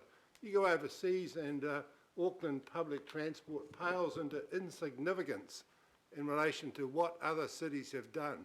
And I just have, that's a concern I have, but the cost issue, we've heard this before, councillors. We've heard it before. This won't cost us anything. This will be cost neutral. We're going to get so much benefit out of it. Well, next year there's a conference in Mexico City, and I can just imagine there'll be a few business class seats booked to... Councillor, I'm just going to... Councillor, I will chair this, thank you. I think, can we just stick to the issues in front of us before we, you know, go into the second guessing of who might go to what? I actually have no idea what you're referring to. Let's stick to the issue now. The decisions on any future travel are, as they always will be, in our hands. So can we just stick to the issue, please? I'm just trying to debate. It's kind of a debating item that I think is important, that it's mentioned in the document that in 2016 there is a conference of the C40 group in Mexico City. And obviously, if we're part of the C40, we'll be there along with all the other participants. No, I don't think it can be me, Councillor Cracks, but it will be, it just shows that we've gone up a notch, and I think that we should be really concentrating on the knitting, working with ICLEI, and let's get our house in order before we start getting into the big boys league by joining the C40. So I might be supporting this. Thank you. Thank you, Councillor Wood. So that's no. And Councillor Crum.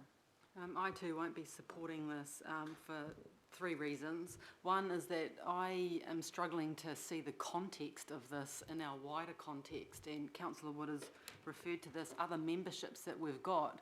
Where's our integrated look? As a first-term councillor, we've had a little bit of a debate on sister city stuff, and I think we've got 16 active sister cities, but a lot of others sitting in the background. We've had the tripartite commitment, and I will talk a little bit about that, seeing as I accompanied the delegation to that in May this year, and personally back it and still do. But here's the difference between the tripartite economic summit and this, is that we have one heck of an emphasis on tracking deals done in that tripartite summit. We've seen it here in committee. You've heard from businesses themselves sitting there about their quite literally millions of dollars of investments, economic injection into our city as a result of that particular alliance. I'd also note, and it's been mentioned several times, that this is going to enhance our relationship with LA and Guangzhou. Well, correct me if I'm wrong, but I've looked at the program for May when we host the tripartite summit back here, and I don't see a climate change strand there. I see some other strands where we're highlighting and picking up businesses in LA, Guangzhou and here, but not that strand. So how we can focus on that tripartite relationship as a underpinning for this, I'm a little lost on that. Councillor Brewer, totally agree with your reference to, as governors, we do need to focus on the word climate, but in this sense, it's the climate of ratepayers and what they are able to take on board at this point in time. And my third thing that I would say is that this report does address financial information. We asked for that, that's correct. But if you see in paragraph 6, it's no membership fee, limited staff time, limited expenditure, no additional funding. So the assumption for me is that it's becoming that to be, and I quote again, internationally recognised for barrier-breaking climate work. That's what we'd have to do. We'd have to be, it would demand we have high performance thresholds, and we'd have to be globally innovative. That's some really high threshold language there. So there's an assumption in this report that there's no expenditure for us, but we're going to have to perform like that. So where does the cost come in, and how does it come in? And my last point is that why aren't we focusing on what we've got? So the report also says work is underway, this is us, to implement low carbon Auckland. A number of actions may rise to an innovative level. So let's cock our own stuff first before we're into forced club membership. Thank you. I'm going to call on Councillor Cashmore for his right of reply. Councillor Cashmore. Yes, thanks, Madam Chair. I'll be very, very brief. We can look back at Ickley, which is a generation old now, or we can look forward to what we could learn from the new cities that are probably leading the way in this day and age. Maybe Ickley will evolve into C40 or disappear completely. This is an iterative process that's going forward. We can either show some leadership and be on the front foot.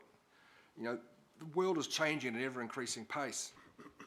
And you can stand by and watch it go past, or we can join our sister cities overseas. You know, I'm not a great one for travelling overseas. I can't stand it, quite frankly. It's hard on the body and hard on the mind. But we can do a lot of this stuff by sitting at screens. We don't have to travel. The penny pinching attitudes, oh, we can't afford to do this, it looks bad on Facebook. Well, I think we need to grow up beyond that. This is a chance for us to actually show the success of things like our tripartite arrangement, which has earned into 8 figures now. Wish I could give the absolute details, but I can't. So there is opportunity to tie a lot of these things together. And the staff have given us some examples, and this is a process going forward that we can embrace for Auckland's benefit. Thank you, councillors. We've had 3 speakers in support, 3 consecutive speakers against, and... Point of order, Madam Chair. I've had my hand up to ask a question. Well, councillor, we've had the 3 speakers in support and 3 speakers Mine is against, and a I'm question of officer. constantly exhorted to stick to standing orders, and I will. So I'm going to put the recommendation. Division. All those in Division. favour, Division. we're going to do it by division. That's fine. That's unfair. Councillor Fletcher's hardly said anything. My question was to Mr. Quinn. Well, the issue is councillors, and we can change Sit in it. somewhere. But Why not I'm have the question? constantly told that we wish to stick to standing orders.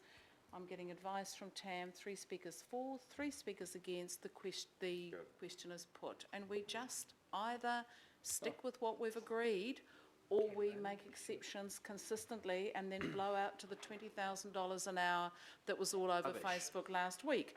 I think we just need to be a little bit consistent here. So I'm going to put it by division. Councillor Brewer? Against. So what's the point? Councillor Casey? Yes.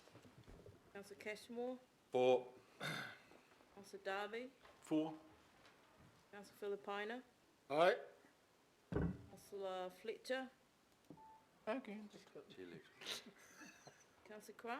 Against. Member Namani? Aye. Councillor Penrose?